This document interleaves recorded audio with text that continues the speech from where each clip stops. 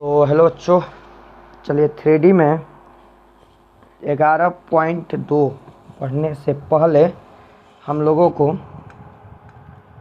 कुछ फार्मूले जानने पड़ेंगे। डिटेल्स में नहीं चलेंगे, हम फार्मूला केवल समझेंगे और इसी फार्मूला से सारा क्वेश्चन बन जाएगा। हालांकि 11.2 का 2-4 क्वेश्चन महत्वपूर्ण है एग्ज़ाम के लिए, जो एग्ज़ाम में अक्सर पूछे जाते हैं। जैसे कोई दो रेखा है, मान लीजिए कोई दो रेखा है, इसका नाम हम देते हैं, इसका वेक्टर ए नाम देते हैं, इसका वेक्टर बी देते हैं, ठीक है ना। अब दोनों रेखा के बीच का हमें कोण ज्ञात करना है, तो दोनों रेखा के बीच के कोण को हम मान लेते हैं कि थीटा है, ठीक है। और इसके द्विक अनुपात मानते हैं हम L1 M1 N1, ठीक है ना। और इसके लिए करते हैं L2 M2 N2, ठीक है ना। द्विक, यानी कि एक बात यहीं पर आप लोग ध्यान रखिएगा पूरे फार्मूला में, कि यदि हम, ठीक है ना, बात करें LMN के, तो ये आपका द्विक कोसाइन है। पहले ही बता चुके हैं हम कि द्विक कोसाइन को हम सूचित करते हैं LMN से, ठीक है ना। LMN cos alpha cos beta cos gamma, ठीक है ना, याद है। तो यहाँ पर हम बात करते हैं LMN है, ठीक है ना। ये L1 मतलब ये पहले रेखा के लिए है, L2 मतलब ये दूसरे रेखा के लिए, ठीक है ना। यदि हम इसका द्विक, यदि हम कहीं पर पूरे चैप्टर में यदि कहीं पर हम ABC लिखे ABC, तो ये आपका द्विक अनुपात है, द्विक अनुपात होगा। हालांकि इनका नामकरण हम कुछ अलग दे सकते हैं, जैसे ABC है तो PQR लिख सकते हैं, लेकिन हम ABC से ही संबोधित करेंगे पूरे चैप्टर में। यानी कि ABC की हम बात करें तो वो आपका द्विक अनुपात होगा, और LMN की बात करें तो ये आपका द्विक कोसाइन होगा। तो ऐसे यदि हम लिखें तो आपको बार बार हमें बताने की ज़रूरत नहीं होगी कि ये द्विक कोसाइन है, ये द्विक अनुपात है, ठीक है ना। तो ये दोनों रेखा के बीच के कोण है थीटा। तो यदि हमें थीटा कोण निकालना हो, हम कह सकते कि यदि दो रेखाओं के द्विक कोसाइन, यदि दो रेखाओं के द्विक कोसाइन L1 M1 N1 तथा L2 M2 क्रमशः N2 है, यदि ऐसे दिया गया हो। अब यहाँ पर ध्यान रखिए, क्वेश्चन में LMN की जगह पर कोई मान दे सकता है, कोई वैल्यू दे देगा, कोई मान दे देगा, तो हम उसे LM मान कर अब फार्मूला लगाएंगे। इसका सीधा फार्मूला है कॉस थीटा बराबर, भाई एंगल निकाला है तो कॉस थीटा का यूज करेंगे, तो कॉस थीटा बराबर L1 into L2 plus M1 into M2 plus N1 into N2। Simple सा इसका फॉर्मेट है, ठीक है ना। कि कॉस थीटा बराबर L1 इंटू L2, यानी दोनों रेखा के पहले का गुणनफल प्लस दूसरे का गुणनफल प्लस तीसरे का गुणनफल, ठीक है ना। ये आपका हो जाएगा। यदि ये कब होगा, जब ये द्विक कोसाइन दिया हो, तो द्विक कोसाइन याद रखिएगा, यदि द्विक कोसाइन दिया हो तो क्वेश्चन आसान हो जाता है। तो ये आपका द्विक कोसाइन हो जाएगा, ठीक है ना। अब इसी तरह हम बात करें कि यदि दो रेखा के बीच का अनुपात, द्विक अनुपात दिया हो, ठीक है ना। यदि दो रेखाओं के द्विक अनुपात दिया गया हो, A1 A2 A1 B1 C1 तथा A2 B2 और C2 दिया गया हो, ठीक है। तो इस केस में हमारा एंगल का मान कितना होगा, यानी कॉस थीटा का मान कितना होगा। देखिए आप लोग यहाँ पर ना थोड़ा सा फार्मूला पर ध्यान देना पड़ेगा, क्योंकि फार्मूला यहाँ पर थोड़ा सा टफ होने वाला है, लेकिन फार्मूला याद हो जाए ना तो चैप्टर तो मक्खन हो जाएगा, ठीक है। तो कॉस थीटा के मान की बात करें हम लोग, तो ये हो जाएगा आपका A1 into A2 plus B1 into B2 plus C1 into C2, ठीक है ना, बटा में पहले रेखा का परिणाम A1 square plus B1 square plus C1 square into दूसरे रेखा का परिणाम A2 square plus B2 square plus C2 square, ठीक है ना। यानी कुछ सूत्र में यहाँ पर कोई ज़्यादा टफ नहीं है। कहने का मतलब यह है कि यहाँ पर ये आपका A1 A2 A3 ये रेखा का जो परिणाम है ऐसे दिया गया रहे, तो उस केस में हम लोग पहले गुणे दूसरा, पहले गुणे दूसरा, पहले तीनों का A1 A2 A1 B A B C से गुणा करेंगे और पहले का परिणाम इंटू दूसरे का परिणाम निकाल देंगे। हमारा है दो रेखाओं के बीच का द्विक अनुपात से निकल जाएगा क्या होगा, ठीक है ना। समझ में आ गया। ये हम यहाँ पर दो चीज़ सीखे। अभी तक हमने यहाँ पर बस दो ही चीज़ सीखे हैं। पहला चीज़ कि रेखा के यदि दो रेखा के द्विक कोसाइन दिया जाए तो उसका हम एंगल कैसे निकालते हैं, यदि द्विक अनुपात दिया जाए तो उसका एंगल कैसे निकालते हैं, हमने दो चीज़ यहाँ पर सीखा है, ठीक है ना। अगला बात करें यदि हम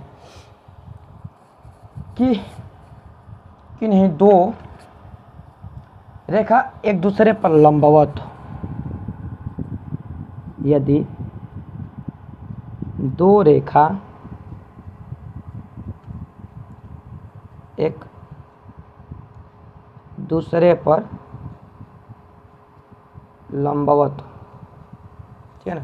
यदि दो रेखा एक दूसरे पर लंबवत हो, जैसे मान लीजिए यहाँ पर एक रेखा हमारे ये हो गया, ठीक है ना, और ये लंबवत रेखा, ठीक है ना, लंबवत रेखा। हम इसको मान लेते हैं, मान लीजिए इसका मान है L1 M1 N1 और इस रेखा का मान है L2 M2 N2, ठीक है ना, कॉमा है बीच में, ध्यान रखिएगा, ठीक है ना। इस तरह का दिया गया है और इसका आपका द्विक अनुपात हो जाएगा A1 A2 A3 sorry A1 B1 C1, इसका A2। जब द्विक अनुपात की बात करें तो A1 B1 C1 मान लीजिए, और इसका यदि हो तो A2 B2 और C2 ऐसे दिया गया है, ठीक है ना। इसमें भी दो चीज़ें आपको दे दी गई, ठीक है ना। तो ये लंबवत है, तो इसके लिए हमारा समीकरण क्या हो जाएगा, देखिए दोनों रेखा एक दूसरे के लंबवत है ना, सीधा सीधी बात है। यदि आपके द्विक कोसाइन की बात किया जाए, द्विक कोसाइन हो या द्विक अनुपात हो, दो केस बनेगा यहाँ पर भी, दो द्विक अनुपात, द्विक कोसाइन हो या द्विक अनुपात।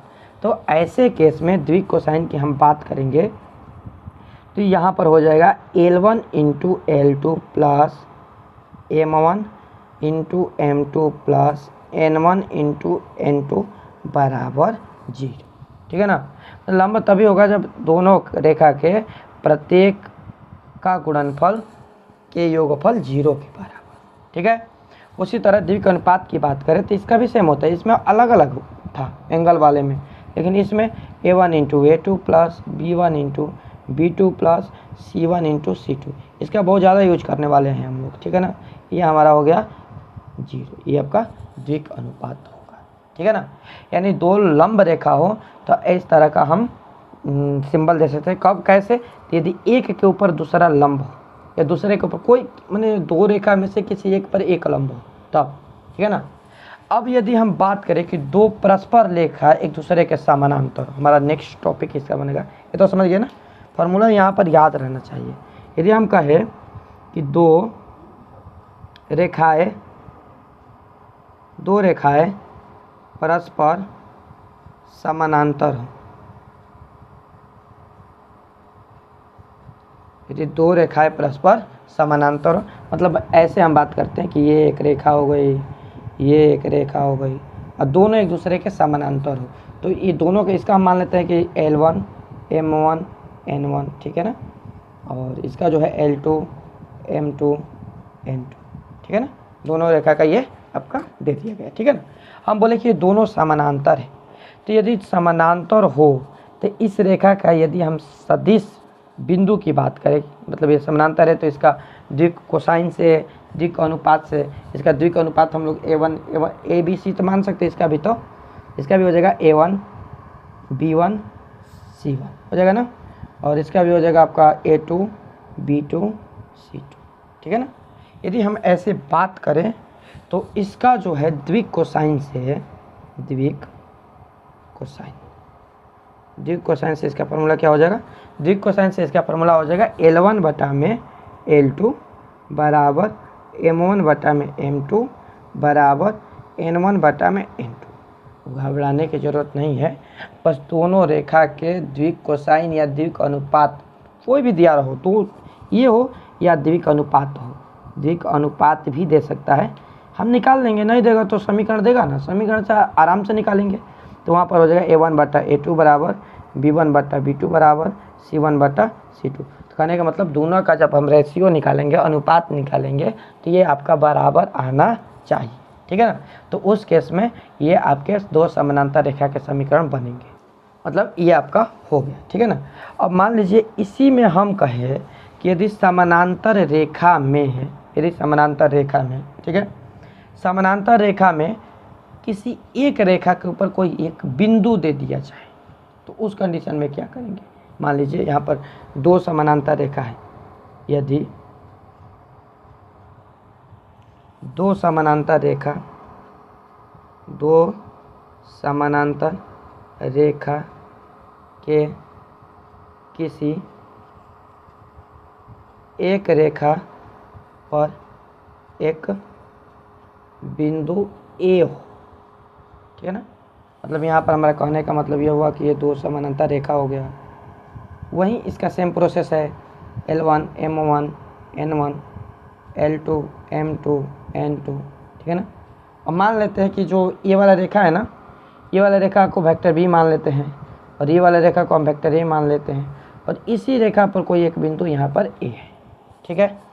तो इस केस में हम इस समीकरण, इसका समीकरण मतलब क्या हो जाएगा भाई, इसका समीकरण तो होगा ना, समीकरण क्या हो जाएगा। तो इस केस में समीकरण सदिश के रूप में, कार्तीय तल के रूप में, दोनों अलग अलग होगा। यदि हम सदिश के रूप में बात करें, ये भी बहुत ज़्यादा यूज करेंगे हम लोग सदिश रूप में, तो वेक्टर R बराबर vector A plus lambda into vector B हो जाएगा, ठीक है ना। इसका भी हम लोग यूज करने वाले हैं, ठीक है।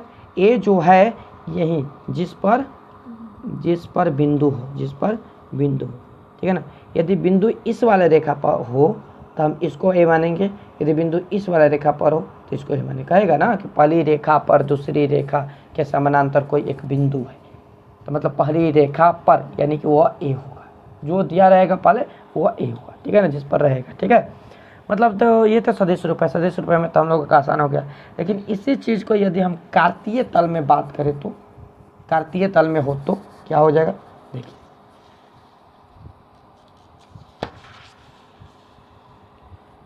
इसी चीज़ को हम कहें कि कार्तीय तल में क्या होगा, ठीक है। कार्तीय तल मतलब यदि रेखा जो है, रेखा को हम इस कैटेगरी में देखें, मतलब यहाँ पर कोई रेखा समानांतर है इस तरह, ठीक है ना, यहाँ पर ये बिंदु है, ठीक है। तो इस कंडीशन में हम इसका फार्मूला क्या बनाएंगे, ठीक है ना। तो मान लीजिए हम एक का तो कोई ना कोई तो बिंदु होगा ना, एक का कोई ना कोई बिंदु है, तो एक का कोऑर्डिनेट मानते हैं x1 y1 z1, लो एक का भी कोऑर्डिनेट हो जाएगा, ठीक है ना, एक का कोऑर्डिनेट हो जाएगा। तो सिंपल है, इसका जो हम लिखेंगे रूप x माइनस x1 बटा में a क्या है, द्विकानुपात है, बराबर y माइनस y1 बटा में b बराबर z माइनस z1 बटा में c, ठीक है ना। इस तरह हम बनाएंगे। और जो यहाँ पर a b c है, जो यहाँ पर नीचे a b c दिख रहा है, ये क्या है, द्विक अनुपात। अभी बताया ना क्या है, ये द्विक अनुपात है आपका, ठीक है ना। अब मान लीजिए द्विक कोसाइन दिया रहे तो द्विक कोसाइन दिया रहे तो उसके लिए हो जाएगा x माइनस x1 बटा l, क्या करना है, y माइनस y1 बटा m और z माइनस z1 बटा n, ठीक है ना। अब यहाँ पर l m n जो है द्विक कोसाइन है, क्या है, द्विक कोसाइन, ठीक है ना। l m n क्या है, द्विक कोसाइन है, समझ में आ गया।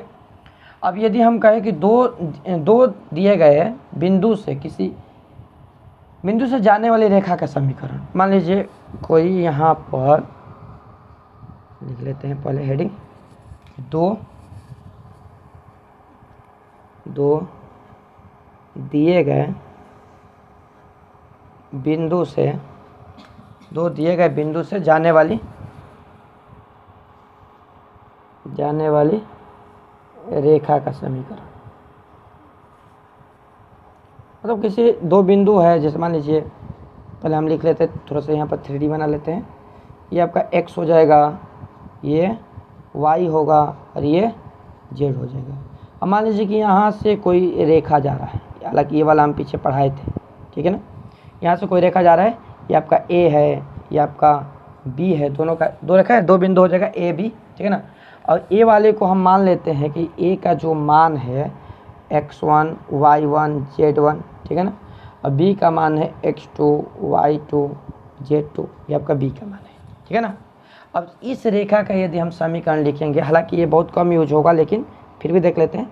इसका यदि हम समीकरण लिखेंगे तो इसका सदिश रूप जो हो जाएगा, सदिश रूप, ठीक है ना, सदिश रूप की बात करें तो वेक्टर r बराबर वही होगा, vector a plus lambda into vector b minus vector a, ठीक है ना।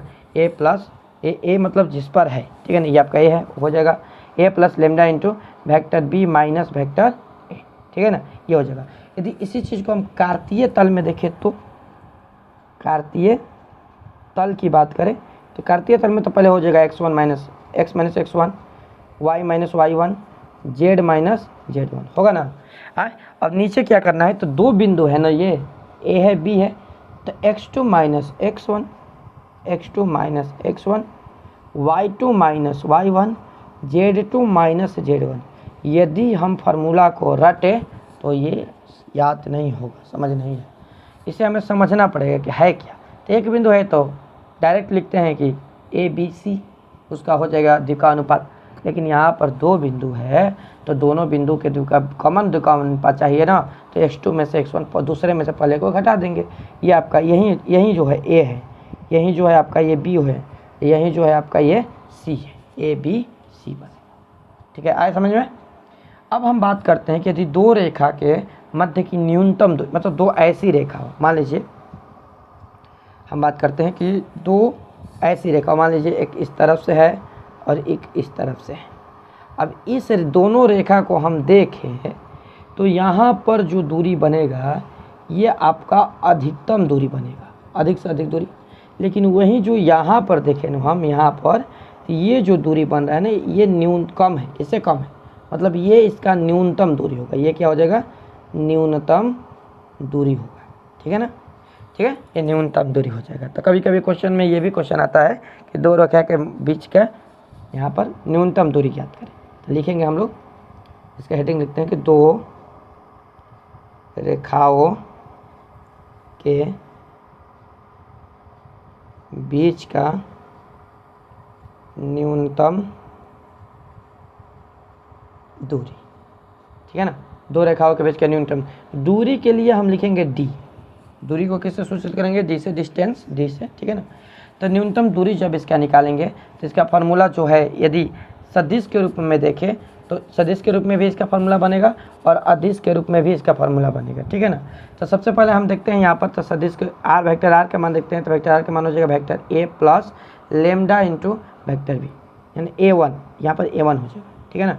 कि कौन से, ये पहले रेखा के लिए, ये आपका ये पहला रेखा मान लेते हैं, इसको दूसरा रेखा मानते हैं, ठीक है ना। तो यही दूसरा रेखा के लिए निकालेंगे तो ये हो जाएगा vector a2 plus lambda into vector b, ठीक है ना, ये दूसरा रेखा के लिए। जब इसका डिस्टेंस निकालेंगे तो सिंपल है a2 minus a1, vector a2 minus vector a1, ठीक है ना, vector a2 minus vector a1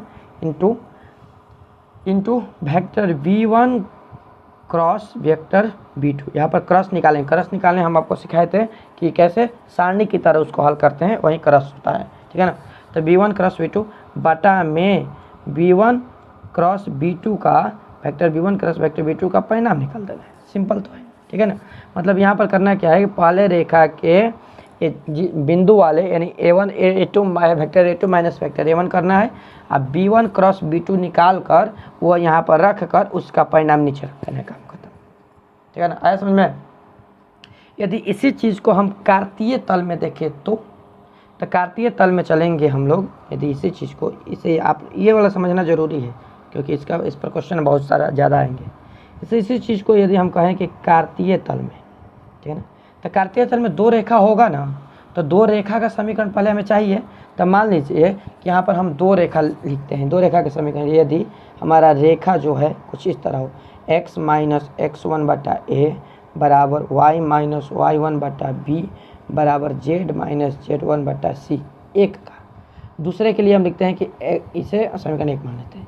दूसरे x माइनस x2 बटा ए y माइनस y2 बटा बी z माइनस z2 बटा सी, ये आपका हो जाएगा दूसरे के लिए, ठीक है ना, पहले और दूसरे के लिए। अब हम यहाँ पर क्या करेंगे, दोनों रेखा का समीकरण, ये आपका क्वेश्चन में इस तरह दिया रहेगा, नहीं तो हम लोग नहीं दिए तो बना लेंगे।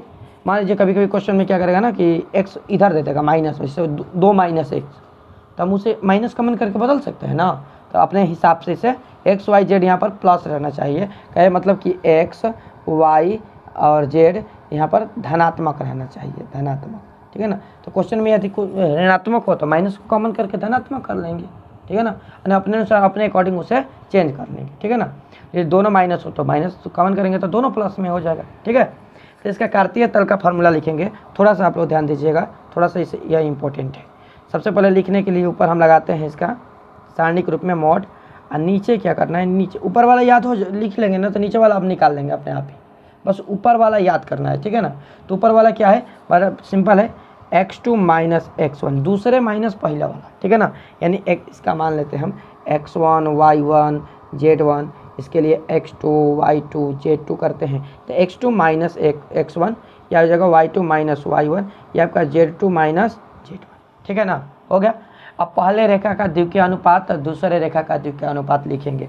तो पहले रेखा का द्वितीय अनुपात a1 a2 a3, दूसरे रेखा का a1 b1 c1, ठीक है ना, a2 b2 c2, निकल गया ना दूसरा रेखा का द्वितीय अनुपात। अब हम लोग चलते हैं, इसका करते क्या है, किसी एक को पकड़कर उससे माने बारी बारी से ये रो से इन तीनों का हम हल कर देते हैं, निकाल देते, सोल्यूशन निकालते हैं, ठीक है ना। तो ये x वाले को छोड़ेंगे, इधर से इसको छोड़ेंगे, इधर से इसको छोड़ेंगे, तो क्या हो जाएगा हमारा b1, ठीक है ना, into c2, b1 into c2 minus c1 into b2 के होल स्क्वायर करेंगे, ठीक है ना, प्लस सारणी के फार्मूला के अनुसार हमारे यहाँ पर माइनस होगा, लेकिन हम माइनस को यदि अंदर भेजेंगे तो क्या हो जाएगा, हमारा प्लस हो जाएगा। और माइनस को जब अंदर करेंगे तो y वाला छोड़ेंगे ना, y वाला इधर से और इधर से छोड़ेंगे, तो हमारे फार्मूला के अनुसार हमें लिखना है कि a1 इंटू c2, लेकिन यहाँ के माइनस को यदि हम अंदर किए हैं तो हो जाएगा c1 into a2 minus a1 into c2, ठीक है ना, के होल स्क्वायर, और प्लस ये आपका z वाले को छोड़ेंगे तो ये हो जाएगा a1 into b2 minus b1 into a2 के होल स्क्वायर। इसमें ना देखिए, आप ये वाला इधर लिखिए चाहे ये वाला इधर लिखिए, कोई फ़र्क नहीं पड़ने वाला है, क्योंकि इसका स्क्वायर है। यदि माइनस में भी आएगा तो यह मान हमेशा प्लस में ही दे देगा, ठीक है ना। तो ये आपका इसका फार्मूला बन रहा है, इसे आप लोगों को थोड़ा सा ध्यान देना पड़ेगा। थोड़ा सा लॉन्ग दिख रहा है लेकिन है नहीं, ऊपर वाले लिखने के बाद ये अपने आप ही आप लिख लीजिएगा, ठीक है ना। चलिए समझ में आ गया ये वाला। अभी इसके बाद एक और टॉपिक कि दो समानांतर रेखाओं के बीच की दूरी यदि निकालना हो तो कैसे निकालेंगे, दो समानांतर रेखा के बीच की दूरी। अभी हमने सीखा कि दो समानांतर रेखा के समीकरण सीखे, ठीक है ना। लेकिन मान लीजिए हम बोले कि यदि दो समानांतर रेखा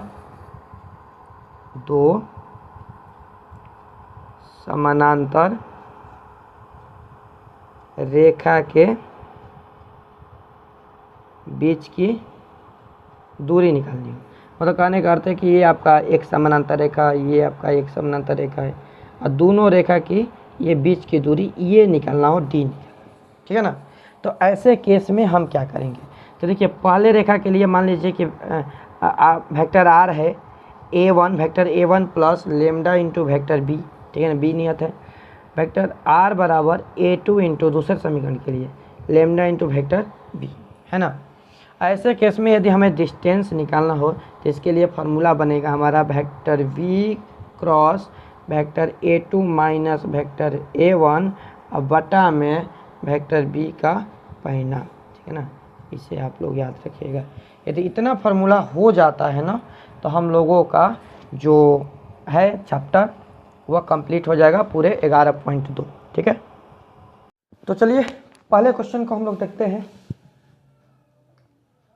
तो हेलो बच्चों, आज हम लोग 3D के चैप्टर में 11.2 को देखने वाले हैं। ठीक है ना, 11 पिछले क्लास में हम लोगों का 11.1 तक हो चुका था।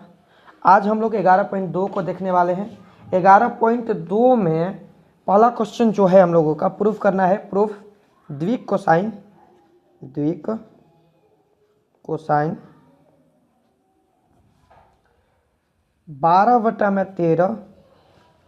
द्विक कोसाइन 12/13, 3/13, 4/13। ठीक है, इसके बाद है हम लोगों का दूसरा वाला 4/13, 12/13, 3/13 है। द्विक कोसाइन इसका दिया गया है। और एक और है 3/13, 4/13, 12/13 वाली 3 रेखाएं परस्पर लंबवत है। क्या से करना है? लंबवत है। तो लंबवत के लिए इसको हम क्या करते हैं ना, इतना जो है ना, इन सबका हम ए नाम देते हैं, और यहाँ से इतना का नाम हम बी देते हैं, और इतना का नाम हम दे देते हैं सी। ठीक है ना। अब लंबवत तभी होगा जब, इसके लिए हम एक थियरी निकालते हैं कि आपका मान लीजिए इसको हम A1 नाम दिए, A1, A2, ये आपका A3, ये आपका हो जाएगा इसको A1 इसको B1 करते हैं और इसको C1 करते हैं। ये आपका B2, C2 और B2, C2,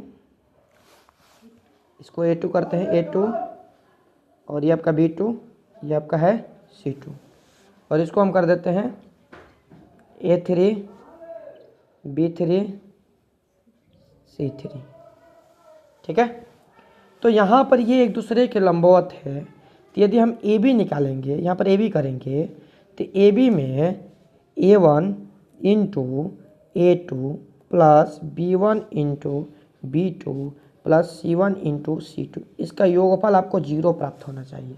ठीक है ना, तब जाकर ये एक दूसरे के लंबवत होगा। उसी प्रकार यदि हम बी या सी करते हैं, एक बार ए बी करेंगे, बी सी करेंगे, फिर सी ए कर देंगे, सबका 0 आ जाएगा। हो गया हमारा प्रूफ, क्या लंबवत है। 0 आएगा मतलब क्या, एक दूसरे से 90 डिग्री पर होता है तो दोनों के बीच का गुणनफल आपका 0 होता है, यानी ए बी का मान 0 हो जाएगा। ठीक है ना, ये हम लोग थियरी में पढ़ चुके हैं। तो ठीक है, निकालते हैं। सबसे पहले हम ए बी निकालेंगे। तो ए बी निकालने के लिए हमें क्या चाहिए? ए बी निकालने के लिए ए बी, ये इसको ए माने, इसको बी माने है, तो ए बी निकालने के लिए हम क्या करेंगे? इस तो डायरेक्ट इसका मान प्राप्त है ना हमें, तो ए बी निकालना जरूरत ही नहीं है। इसके लिए हम क्या करते हैं, यहाँ पर ये वाला चीज़ को निकालते हैं। A1 का मान कितना है? 12/13, तो 12/13 गुण है, ठीक है ना, ये हमारा LHS है, ये आपका RHS है, 0 आना चाहिए। 12/13, ये 4/13, 12/13 गुणे 4/13 प्लस करेंगे हम लोग 3/13 गुणे 12/13।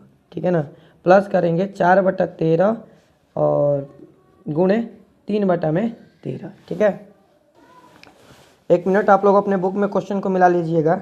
मेरे बुक में ये क्वेश्चन जो है थोड़ा सा गलत दे दिया गया है।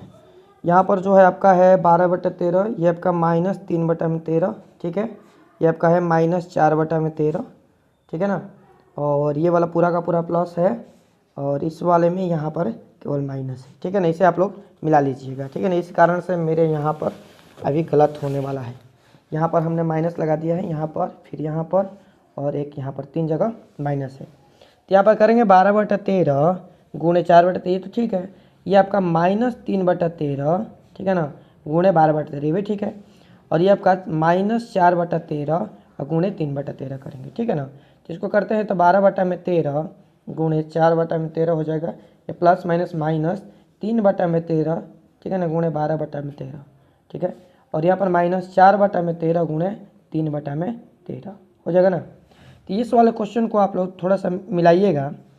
तो ये जो है आपका 12/13 है, और यहाँ पर सबका एलसीएम तो 13 ही है ना, तो हम करते हैं 13 गुणे 13, सबका एलसीएम हमारा हो जाएगा 13 गुणे 13। एक ही बार में ख़त्म करते हैं, 13 गुणे 13 एलसीएम हो जाएगा, इसका भी सबका तो एक ही है ना। ये हो जाएगा आपका बरचौक 48 हो जाएगा, माइनस ये 12, ये 36 हो जाएगा, ये 4 हैं 12 हो जाएगा। ठीक है ना, ये 48, इसमें से माइनस करेंगे, कटाने वटाने का झंझट खत्म, ये दोनों को जोड़ेंगे तो 48 हो जाएगा, बटा में 13 गुणे 13, इससे गुणा करने से कोई फर्क नहीं पड़ेगा, आप 169 लिख सकते हैं, कोई बात नहीं है। ये 0 बटा में 169 करेंगे तो मान कितना मिलेगा 0, यही तो हमें लाना था ना, किसका मान होता है 0, ठीक है ना। इस चीज़ को हम ला दिए। अब दूसरे वाले को निकालते हैं। एक चीज़ यहाँ पर ध्यान से समझिएगा, ये है आपका ए भी हो गया, बी सी निकालते हैं। तो बी सी का भी यही काम करेंगे, A1 इंटू A2, इसका A1 ये होगा A2 इंटू A3, ठीक है ना। 4/13 गुणे 3/13, 4/13 गुणे 3/13 करेंगे, और यहाँ पर प्लस ये आपका होगा 12/13 माइनस 4/13, यानी प्लस माइनस माइनस हो जाएगा, आप यहाँ पर डायरेक्ट माइनस लिख सकते हैं। 12/13 गुणे 4/13, और यहाँ पर फिर प्लस माइनस प्लस ही होगा, 3/13 गुणे, ये 3/13 गुणे 12/13, ठीक है ना। आप इस तरह का इसको कर सकते हैं। ये लंबवत वाला जो थियरी है ना, बहुत काम आने वाला है आगे भी हम लोगों का, ठीक है। तो यहाँ पर जो है आपका मान मिलता है, इसका भी हम एलसीएम डायरेक्ट कर सकते हैं कि 13 गुणे 13, ठीक है ना। ये हो जाएगा 4 12 माइनस और 4 48 प्लस 36, ये तो है आपका 36 12 48 में 48 जाएगा, 0 ही होगा ना, ठीक है ना। ये भी हम लोग निकाल लिए। फिर बीसी हो गया ना, अब सी ए निकालते हैं। तो सी जो यहाँ पर दिया है ना, सी ये वाला आपका A1 A2 A3 बनेगा, ये वाला आपका B1 B2 B3 बनेगा, ठीक है ना। तो इसका भी हम लोग करते हैं इंतजाम। ये है आपका 3/13, ठीक है ना, हम लिख रहे हैं यहाँ पर, आप लोग बुक से मिलाते चलिएगा। 3/13 गुणे 12/13, ठीक है ना। फिर यहाँ पर माइनस है, तो माइनस माइनस फिर प्लस हो जाएगा, क्योंकि यहाँ पर दो जगह माइनस है, माइनस 4/13, ये भी माइनस है, तो माइनस माइनस फिर प्लस हो जाएगा। 4/13 गुणे 4/13 गुणे 3/13, ठीक है ना। फिर यहाँ पर हम करेंगे तो प्लस माइनस माइनस होगा, 4/13 गुणे 12/13, ठीक है ना। इसका भी आप लोग एलसीएम कीजिएगा तो 13 गुणे 13, ये हो जाएगा बातें हैं 36 प्लस 4 12 माइनस 4 48, ये भी तो ये दोनों मिलकर 48 होगा, इसका भी तो मान 0 आ गया, यानी तीनों का गुणनफल 0 आ गया। अतः यही तो सिद्ध करता है कि रेखाएं परस्पर लंबवत है। लिखेंगे अतः ए बी बी सी ए परस्पर लंबवत है, प्रूफ हो गया आपका, ठीक है ना। ठीक है, क्वेश्चन आप लोग सुधार लीजिएगा बुक में। अब 2 नंबर जो हम लोगों का क्वेश्चन है ना, ठीक है ना, 2 नंबर क्वेश्चन की बात करें तो इसमें कह रहा है कि दर्शाए कि यहाँ पर भी 3 बिंदु है आपका, एक है 1 माइनस 1 2 है, एक है 3 4 माइनस 2 से होकर गुजरने वाली, एक दिखाना है हमें, प्रूव करना है कि इससे और इससे दोनों से होकर गुजरने वाली रेखा बिंदु 0 3 0,3,2 और 3,5,6 से जाने वाली पर लंब है। मतलब ये वाली रेखा, ये वाली, ठीक है ना, रेखा दर्शाए कि बिंदु इतने से होकर, इनसे गुजरने वाली रेखा ये एक दूसरे पर लंब है, ठीक है ना। लंब है तो हमें दर्शाना है, इसको हम ए मान सकते हैं, इसको बी मान सकते हैं, इसको सी, इसको डी मान सकते हैं, ठीक है ना। अब यहाँ पर जो है ना हमें ए बी प्राप्त करना, हमें यहाँ पर जो था ना डायरेक्ट दे दिया था हमें, लेकिन यहाँ पर हमें नहीं पता है तो हमें निकालना पड़ेगा, ए बी यहाँ पर हमें निकालना पड़ेगा। तो उसके लिए हम क्या करेंगे, x2 माइनस x1 करेंगे, इसको हम ए मानते हैं, बी मानते हैं, इसको सी मानते हैं, इसको डी मानते हैं, ठीक है ना। तो यहाँ पर हम क्या करेंगे, इसमें से ए भी निकालेंगे तो 3 माइनस 1 करेंगे, ठीक है ना, 4 माइनस 1 करेंगे, ठीक है ना, बारी बारी से सब निकालेंगे, ठीक है। उसके बाद हम लोग उसका जो है रेखा का मान लंबवत है तो दोनों को निकालेंगे, वही कि ए से सी आपका लंबवत है, ए बी से डी लंबवत है, इस तरह से हम बारी बारी करके निकाल लेंगे। तो चलिए देखिए, यह ए बी जो सी डी पर लंब है, तो हम सबसे पहले ए बी निकाल लेते हैं। अब ए बी निकालना हम लोग सीखे हैं, ए बी कैसे निकालेंगे, तो ये आपका x1 y1 और z1, ये x2 y2 z2, तो हम लोग करेंगे x2 माइनस x1, यहाँ पर होगा x2 minus x1 comma y2 minus y1 कर देते हैं, फिर इसका कर देते हैं z2 माइनस z1, ठीक है। तो इसके लिए 3 माइनस 1 थोड़ा सा हम यहाँ पर डायरेक्ट करने वाले हैं, ये 4 या माइनस माइनस प्लस 1 हो जाएगा, ये आपका -2 माइनस 2, ठीक है। तो हो जाएगा 3 में से 1 गया 2, 4 1 5, 2 माइनस 4 हो जाएगा, ये ए भी निकल गया। इसी तरह हम लोग यहाँ पर वेक्टर सी डी निकाल लेते हैं, तब इसका लंबवत करेंगे, ठीक है। तो सी डी जो है 3 माइनस 0, ठीक है ना, 3 माइनस 0 3 ही हो जाएगा, 5 माइनस 3 2 हो जाएगा, डायरेक्ट कर देते हैं, 6 माइनस 2 4 हो जाएगा, ये भी निकाल लिए। अब कह रहे हैं कि ये vector A B C D पर लंब है, तो भाई वेक्टर ए बी पर यहाँ पर कह रहे हैं ना कि दर्शाए कि बिंदु से होकर गुजरने वाली, यानी इससे होकर गुजरने वाली लंब है सी डी। इस तरह इसको निकालना है तो हम लोग क्या करेंगे इसके लिए भी, इसके लिए हम हमारा सिंपल फार्मूला है ये A1 A2 A3 मानेंगे तो A1 into A2 plus B1 into B2 plus C1 into C2, ये जो है जीरो आना चाहिए, ठीक है ना। ये जीरो आएगा ना तभी जाकर ये हो सकता है, ठीक है। 3 गुणे 2, ठीक है ना, ये आपका प्लस 2 गुणे 5, ठीक है ना, ये प्लस माइनस माइनस 4 गुणे 4 करेंगे, जीरो होना चाहिए। 3 दूनी 6 प्लस 6 5 दूनी 10, ठीक है ना, 3 दूनी 6 प्लस 5 दूनी 10 माइनस 4 चौके 16 हो जाएगा ना। तो होगा 10 और 6 कितना होगा 16 माइनस 16 बराबर 0, है ना। ये आपका लंबवत है, हो गया प्रूफ। इसी तरह तक करना है, ठीक है। अगले क्वेश्चन को देखते हैं। तीसरे वाला जो क्वेश्चन है ना, तीसरे वाले क्वेश्चन को थोड़ा सा समझते हैं हम लोग। तीसरे वाला क्वेश्चन में कह रहा है कि दर्शाए कि बिंदु इतना और इतना से होकर गुजरने वाली रेखा बिंदु इतना और इतना, इतना और अतना से होने वाली रेखा के समानांतर है, ठीक है। समानांतर है कितना, मतलब हमारा पहला जो रेखा है 3 नंबर में ये है 4 7 8 और ये है आपका 2 3 4, ठीक है ना। बिंदु कितना है -1 -2 1, ठीक है ना, और दूसरा है 1 2 5 1 2 5 से होकर जाने वाली रेखा के समानांतर है, ठीक है ना। ओहो सॉरी, ठीक है ना, अब दिख रहा है ये आपका समानांतर है। तो हम लोग क्या करेंगे, इसको हम मानते हैं A, इसको मानते हैं B, इसको C और इसको D मानते हैं। पहले A B निकालेंगे फिर C D निकालेंगे और दोनों का अनुपात देखते हैं दोनों का अनुपात यदि इक्वल आएगा तो समानांतर है, नहीं आएगा तो नहीं है, ठीक है। निकालते हैं ए बी। अभी आपको हम सिखाए कि ए बी कैसे निकालते हैं। A2 माइनस A1, ये आपका 2 माइनस 4 हो जाएगा, 2 माइनस 4 कॉमा 3 माइनस 7 कॉमा, ठीक है ना, 4 माइनस 8 हो जाएगा ना। तो 4 में से 2 जाएगा -2 कॉमा 7 में से 3 जाएगा -4 कॉमा 4 में से 8 8 में से 4 जाएगा -4, ठीक है ना। इसका निकालते हैं हम लोग सी डी, ये हो जाएगा आपका vector C D 1 minus 1 minus minus plus 1, ठीक है ना, comma 2 minus minus plus 2 comma 5 minus 1, ठीक है ना। आपका 2 हो जाएगा, ये 4 हो जाएगा, या 5 में से 1 गया 4 हो जाएगा, हो गया ना। अब दोनों का सिंपल अनुपात निकाल देते हैं, काम हो जाएगा, इतना कुछ करना ही नहीं है, दोनों का अनुपात निकालते हैं, ठीक है ना। ए बी समानांतर है सी डी, कारण है कि दोनों से होकर गुजरने वाली रेखा एक दूसरे के समानांतर है। तो दोनों का यदि हम समानांतर निकालेंगे तो देखते हैं कितना आता है। इसका रेशियो निकालते हैं, अनुपात निकालते हैं। तो अनुपात जो है हम लोगों का हो जाएगा -2 बटा में इसका 1 और इसका 1, ठीक है ना।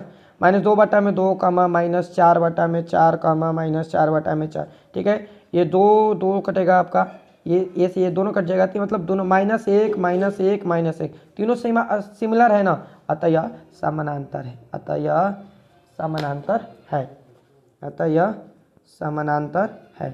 हो गया हमारा प्रूफ, यही तो करना था, ठीक है, कर दिया प्रूफ, ठीक है ना।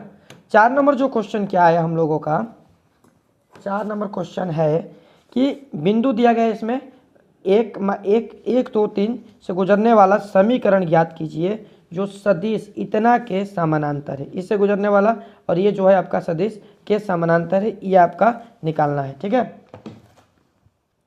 चलिए 4 नंबर क्वेश्चन को देखते हैं। 4 नंबर क्वेश्चन जो हमारा है ना, एक बिंदु है 1 2 3, ठीक है ना, इससे गुजरने वाली रेखा का समीकरण ज्ञात करना है, निकालना है हमें, रेखा का इक्वेशन समीकरण हमें ज्ञात करना है, ठीक है ना। दिया गया है इसका सदिश रूप एक दिया गया है, जो सदिश इसका सदिश रूप एक दिया गया है हमें 3 cap I plus 2 cap J minus 2 cap के रूप के समानांतर है, के समानांतर है, के समानांतर, यहाँ पर कह रहा है कि के समानांतर है, ठीक है ना। पहले से यहाँ पर कह दिया गया ये समानांतर है। यदि हम इसका सदिश रूप लिखें, यदि हम इसका सदिश रूप लिखेंगे तो इसका जो सदिश रूप होगा हमें आई है, 1 है तो ये कैप आई, ठीक है ना, और ये आपका 2 है ये हो जाएगा हमारा माइनस होता है ना -2 कैप जे, ठीक है ना, प्लस माइनस फिर प्लस माइनस प्लस 3 कैप जे, इसका सदिश रूप निकलेगा, ठीक है ना।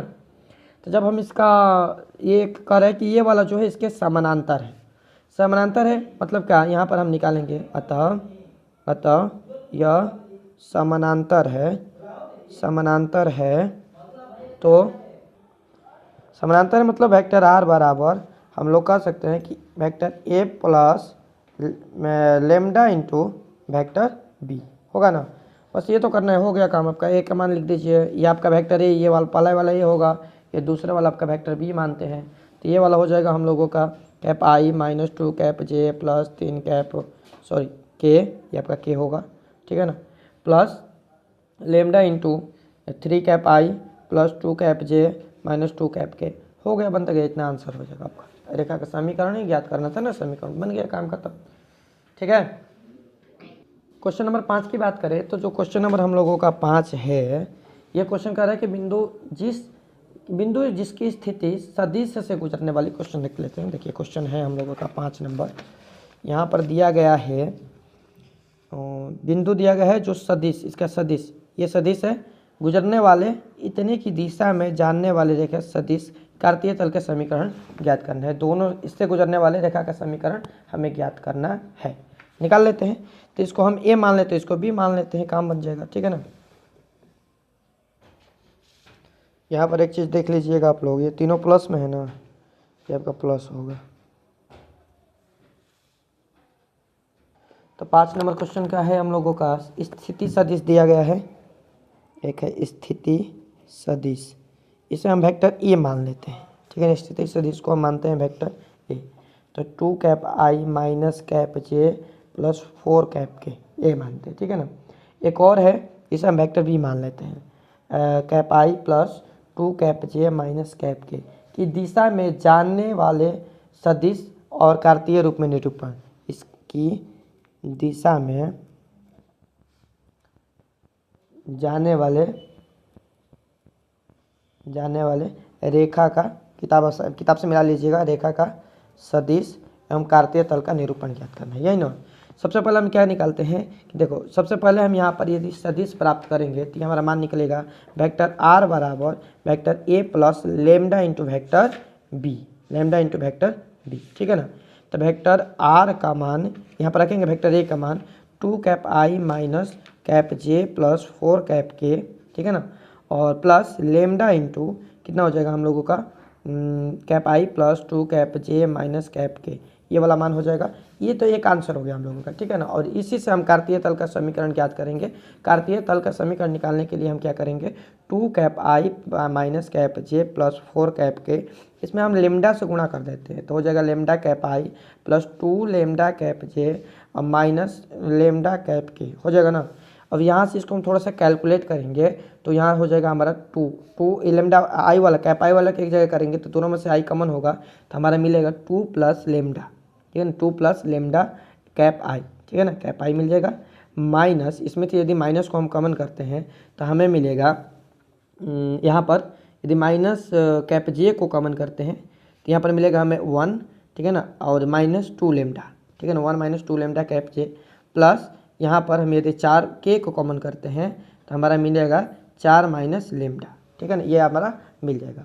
अब यहाँ पर मानते हैं कि माना वेक्टर आर का जो वैल्यू है, मान है वेक्टर आर का, ये आपका एक्स कैप आई प्लस फिर माइनस वाई कैप जे प्लस जेड कैप के, ठीक है ना, इसे हम लोग मान लिए वेक्टर आर का जो है मान।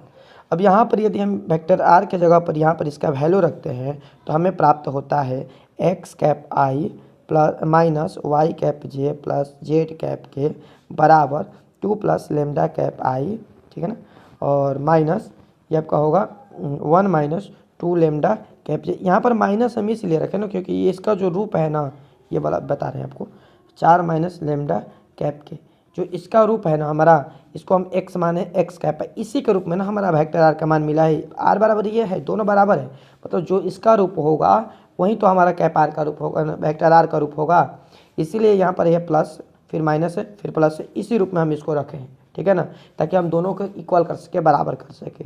अब आई वाला मान आई के बराबर करेंगे तो हमारा हो जाएगा 2 प्लस लेमडा बराबर x हो जाएगा, अर्थात लेमडा बराबर हम कह सकते हैं कि x प्लस में तो माइनस 2, ठीक है ना, इसको इसके बाटा में 1 लिख सकते हैं लेमडा का मान। और उसी प्रकार हमारा होगा ये 1 माइनस 2 लेमडा बराबर हो जाएगा हमारा y, ठीक है ना, इसको y करेंगे तो ये प्लस में इधर आए तो माइनस में, तो माइनस 2 लेमडा बराबर y माइनस 1, माइनस को भेजते हैं माइनस 2 को भेजते हैं तो पहले माइनस जाएगा उधर, तो लेमडा बराबर 1 माइनस लेमडा हो जाएगा, 1 माइनस वाई होगा और 2 गुणा में इधर आएगा तो भाग में 1 माइनस वाई बटा 2 हो जाएगा, ठीक है ना। उसी प्रकार ये हो जाएगा हमारा 4 माइनस लेमडा बराबर जेड हो जाएगा। तो माइनस लेमडा बराबर जेड माइनस 4, अर्थात हम कह सकते हैं कि लेमडा बराबर जो है 4 माइनस जेड, इसके बटा में ए करते हैं, ठीक है ना। अब तीनों को हम एक साथ लिख देंगे तो यही हमारा समीकरण है, कार्तीय तल का हमारा समीकरण बन जाएगा। तीनों को एक साथ प्लस में करके लिख देंगे, काम हो जाएगा, ठीक है ना। तो इसे आप लोग लिख लीजिएगा, यहाँ पर लिखना कार्तीय तल का समीकरण, कार्तीय तल का समीकरण ऐसे करके, और तीनों को प्लस में करके लिख देना, इतना प्लस इतना प्लस इतना, हमारा समीकरण प्राप्त हो जाएगा, ठीक है ना। चलिए क्वेश्चन नंबर 6 देखते हैं। हमारा क्वेश्चन नंबर 6 है। क्वेश्चन नंबर 6 में बताया जा रहा है कि उस रेखा का कार्तीय तल का समीकरण ज्ञात कीजिए जो इतना बिंदु दिया गया है और इतने के समानांतर है। ये मतलब यहाँ पर हमें रेखा का समीकरण प्राप्त है, हमें निकालने की ज़रूरत नहीं है। चलिए निकालते हैं, थोड़ा सा क्वेश्चन ये उससे आसान हो जाएगा। हमारा जो बिंदु दिया गया है ना, क्वेश्चन नंबर 6 में बिंदु है हम लोगों का, थोड़ा सा आप लोगों को ध्यान से समझना पड़ेगा। सारे रेखा के समीकरण पर क्वेश्चन है। -2, 4 और -5 ये हमारा बिंदु है, ठीक है ना। और जो हमारा रेखा का समीकरण दिया गया है, एक समीकरण प्राप्त है हमें रेखा का समीकरण, वह है x + 3/3 कॉमा y - 4/5 बराबर z - 8/6। यह हमारा दिया गया है, ठीक है ना। सॉरी, यहाँ पर बराबर नहीं है, बराबर है, यहाँ पर भी बराबर दिया गया है, ठीक है, तीनों बराबर है, ठीक है ना।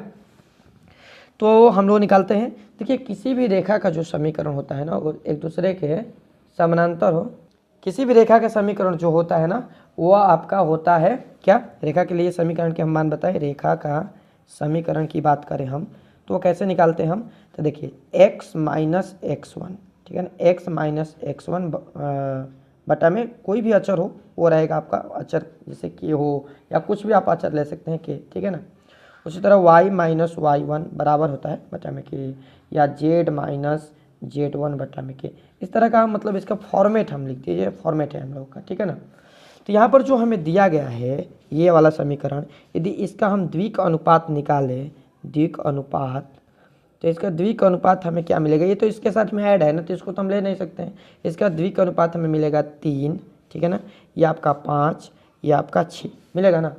अब इसके साथ हम माने कि कोई अचर है, मान लेते कोई अचर है, ठीक है ना, और इस आधार पर इससे मान लेते हैं इसके द्विक अनुपात को हम द्विक को साइन में चेंज करेंगे, तो मानते हैं कि वहाँ पर 3 के, 5 के, 6 के, मतलब के क्या है, के इज नॉट इक्वल 0, मतलब के बराबर आपका अचर, हम मान लिए कि के जो है अचर है, कोई मतलब इसके साथ भी कोई आएगा तो कोई कुछ ना कुछ मान तो होगा ना रेखा पर, उसके लिए हम अचर मान लिए कि कोई एक मान मिलेगा हमारा, ठीक है ना। यहाँ पर क्या करते हैं, जब इस वाले समीकरण से प्रयोग करेंगे इसके आधार पर, और इसके समानांतर है तो दोनों को हम इक्वल करेंगे लास्ट में, ये दोनों का इसका निकाल कर इसके समानांतर करेंगे, तो निकालते हैं। इसका होगा हमारा x - x1 होता है ना, इसका समीकरण याद करेंगे हम लोग, तो समीकरण हमारा होगा x - x1, तो x माइनस माइनस +2 अब बटा में यहाँ पर इसको हम 3 के आधार पर 3 के मान लेते हैं, ठीक है ना, बराबर करेंगे y - y1 मतलब y - 4/5 के, ठीक है ना। यहाँ पर हो जाएगा बराबर z माइनस माइनस प्लस आपका 5 बटा में कितना हो जाएगा 6 के, ठीक है ना।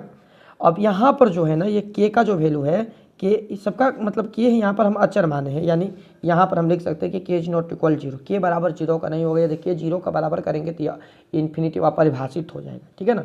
अब ये दोनों इक्वल समीकरण दोनों बराबर है, सब प्रश्न से समानांतर है, प्रश्न से हमारा हो जाएगा x + 3/3 बराबर y - 4/5 बराबर z + 8/6, ये बराबर हो जाएगा आपका y - 4/5, के को हम 5 लिख सकते हैं, अंत में के बराबर कर देंगे, ठीक है ना, बराबर y - 4/5 प्लस z - 5/6 बराबर के को कर देते हैं। बस यही तो हमारा सिद्ध करने, दोनों समानांतर तो समीकरण निकालिए, ये हमारा आंसर हो जाएगा, ये हमारा फाइनल आंसर हो जाएगा, हो गया, ठीक है ना। तो इस तरह हम इस क्वेश्चन को सॉल्व करेंगे, ठीक है ना। चलिए ये क्वेश्चन नंबर 7 को देखते हैं। क्वेश्चन नंबर 7 जो है ना हम लोगों का है कि एक रेखा का कार्तीय समीकरण यहाँ पर दिया गया है और इसका सदिश समीकरण ज्ञात करना है, यही ना है क्वेश्चन, सदिश समीकरण। तो रेखा का जो कार्तीय समीकरण है इसको पहले हम यहाँ पर नोट करते हैं क्वेश्चन नंबर 7 पर। क्वेश्चन नंबर 7 में हमारा जो समीकरण क्या दिया गया है, x - 5/3, ठीक है ना, कार्तीय समीकरण है y + 4/7, किताब अपने पास रखिएगा, z - 6/2, ठीक है ना, यह है आपका कार्तीय समीकरण, ठीक है ना। इसे हमें सदिश समीकरण ज्ञात करना है, ठीक है ना। सदिश समीकरण करने का मतलब ना कि वेक्टर आर बराबर vector A plus lambda into vector B, ठीक है ना, ये हमें निकालना है। तो देखिए सबसे पहले हम लोग निकालेंगे वेक्टर ए, ठीक है ना, और वेक्टर बी, दोनों हमें चाहिए, दोनों मिल जाते हैं तो काम हो गया, ठीक है ना। तो ये ऊपर वाला देखिए यहाँ पर हम दो यहाँ पर कोऑर्डिनेट तैयार करेंगे, तो ये ऊपर वाला यदि माइनस रहे ना तो आपको प्लस करना है, ठीक है ना। ये -5 है तो ये +5, +4 है तो ये -4, ये माइनस है तो ये +6, ठीक है ना। नीचे वाला कुछ नहीं करना है, इसका द्विका अनुपात जो है ना 3, 7, 2, ये एक समय द्विका अनुपात से वेक्टर बी बनेगा और समीकरण से वेक्टर ए बनेगा, ठीक है ना। अब इसी को यदि हम सदिश रूप दे दें, सदिश दे तो वेक्टर कैप लग जाएगा, आई लग जाएगा, ठीक है ना। तो यदि इसका हम सदिश रूप दें तो हो जाएगा हमारा क्या, ये है 5, तो यहाँ पर बनेगा वेक्टर आर बराबर vector A plus lambda into vector B, ये हो जाएगा आपका 5i plus minus minus 4j, ठीक है ना, अब +6k, ठीक है ना, into plus lambda into 3i, ठीक है, अब प्लस 7j प्लस 2k, होता गया आंसर, यही होगा, खत्म। समीकरण केवल समीकरण तो लिखना था, समीकरण लिख दिया, काम खत्म, ठीक है ना। अब यहाँ पर जो है 8 नंबर क्वेश्चन हम लोगों का, तो 8 नंबर क्वेश्चन में कहा जाए कि मूल बिंदु 5, -2, 3 से जाने वाली रेखा का सदिश और कार्तीय रूपों का निरूपण कीजिए। सदिश भी निकालना है और कार्तीय भी निकालना है। सदिश का मतलब vector A plus lambda into vector B, ठीक है ना। और दूसरा जो है हम लोगों का कार्तीय समीकरण, कार्तीय रूप का समीकरण जो निकालेंगे तो हो जाएगा x - x1 बट्टा a, y - y1 बट्टा b और z - z1 बट्टा c, कार्तीय रूप के समीकरण निकालेंगे। तो निकालते हैं 8 नंबर क्वेश्चन। 8 नंबर क्वेश्चन में सबसे पहले मूल बिंदु दिया है, कह रहा है मूल बिंदु से, तो मूल बिंदु मतलब का एक तो 0, 0, 0, एक तो ऐसे दिख रहा है कि 0 माने x1, y1 और z1 तीनों का मान 0, ठीक है ना। और एक समीकरण दिया है 5 - 2, 3 दिया है, ठीक है ना, 5 - 2, 3, ठीक है भैया। इसका सदिश भी निकालना है और कार्तीय भी निकालना है, दोनों निकालना है, सदिश भी कार्तीय भी, ठीक है, निकालते हैं, क्या दिक्कत है। तो रेखा का है, किसका, तो रेखा का, तो रेखा का हम बात करें सदिश रूप, तो अभी हम आपको पढ़ाए कि रेखा का सदिश रूप होता है वेक्टर आर बराबर vector A plus lambda into vector B, होता है ना। अब देखिए ये आला x1, y1, z1 यही आपका ए है, तो ए का तो मान 0, 0, 0 है, मतलब ए का तो अस्तित्व ही खत्म, ठीक है ना। तो यहाँ मतलब ये आपका 0 हो जाएगा, प्लस ये लेमडा जो है ना, लेमडा इंटू वेक्टर बी के स्थान पर हम लिख सकते हैं, चूँकि वेक्टर है तो जब भी वेक्टर आएगा ना तो आई जे के लाना पड़ेगा, ठीक है ना। दिशा रहेगा तो आई जे के आएगा, ठीक है ना, और दिशा नहीं है तो उसमें परिणाम से मतलब है केवल, ठीक है ना, अदिश से मतलब है। लेकिन यहाँ पर ये वेक्टर की सदिश रूप की हम बात कर रहे हैं भाई, नहीं लाएंगे तो गड़बड़ हो जाएगा। तो 5i प्लस माइनस -2j, ठीक है ना, अब प्लस 3k हो गया, यही हमारा आंसर हो जाएगा, 0 छोड़ देंगे, इतना आंसर हो जाएगा, ठीक है ना। अब इसका हम कार्तीय रूप का बात करें ना, कार्तीय रूप, तो देखिए कार्तीय रूप हम लिखेंगे तो इसका जो कार्तीय रूप का फॉर्मूला होता है x - x1 बट्टा a बराबर y - y1 बट्टा b बराबर z - z1 बट्टा c, ठीक है ना। अब यहाँ पर देखें तो x1, y1, z1 ये तीनों जो है 0, 0, 0 है ना।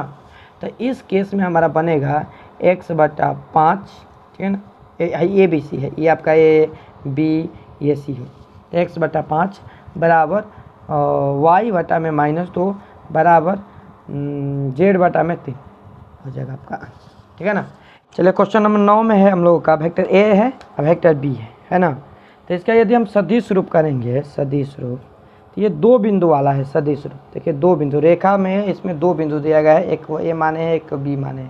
तो यदि 2 बिंदु से रेखा का मान निकालना, सदिश रूप निकालना है, तो उसके लिए हम बताए थे वेक्टर आर बराबर vector A plus lambda into vector B minus vector A, ठीक है ना, vector B minus vector A. तो सबसे पहले हम इसको वेक्टर रूप में लिखते हैं, तो वेक्टर ए का वेक्टर रूप हो जाएगा, वेक्टर ए का वेक्टर रूप में लिखेंगे तो हो जाएगा 3i - 2j - 5k होगा ना, ठीक है।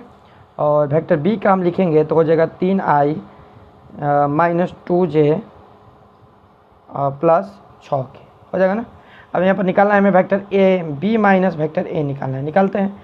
तो 3 में से 3 गया 0, ठीक है ना, 0, और ये हो जाएगा -2, ठीक है। यहाँ पर करेंगे -2 plus -2 minus -2 minus minus plus 2, ठीक है ना, कैप जे, ये भी आपका 0 हो जाएगा।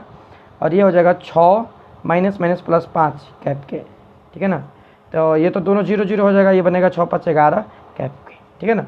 अब निकालते हैं। तो वेक्टर आर का मान जो दिया गया है, वेक्टर ए की जगह पर लिखेंगे 3i माइनस 2j अब -5 के, ठीक है ना, plus lambda into vector B minus A का जो वैल्यू है 11 इंटू वेक्टर के, ठीक है ना। इस तरह इसका हम समीकरण ज्ञात करेंगे, ठीक है।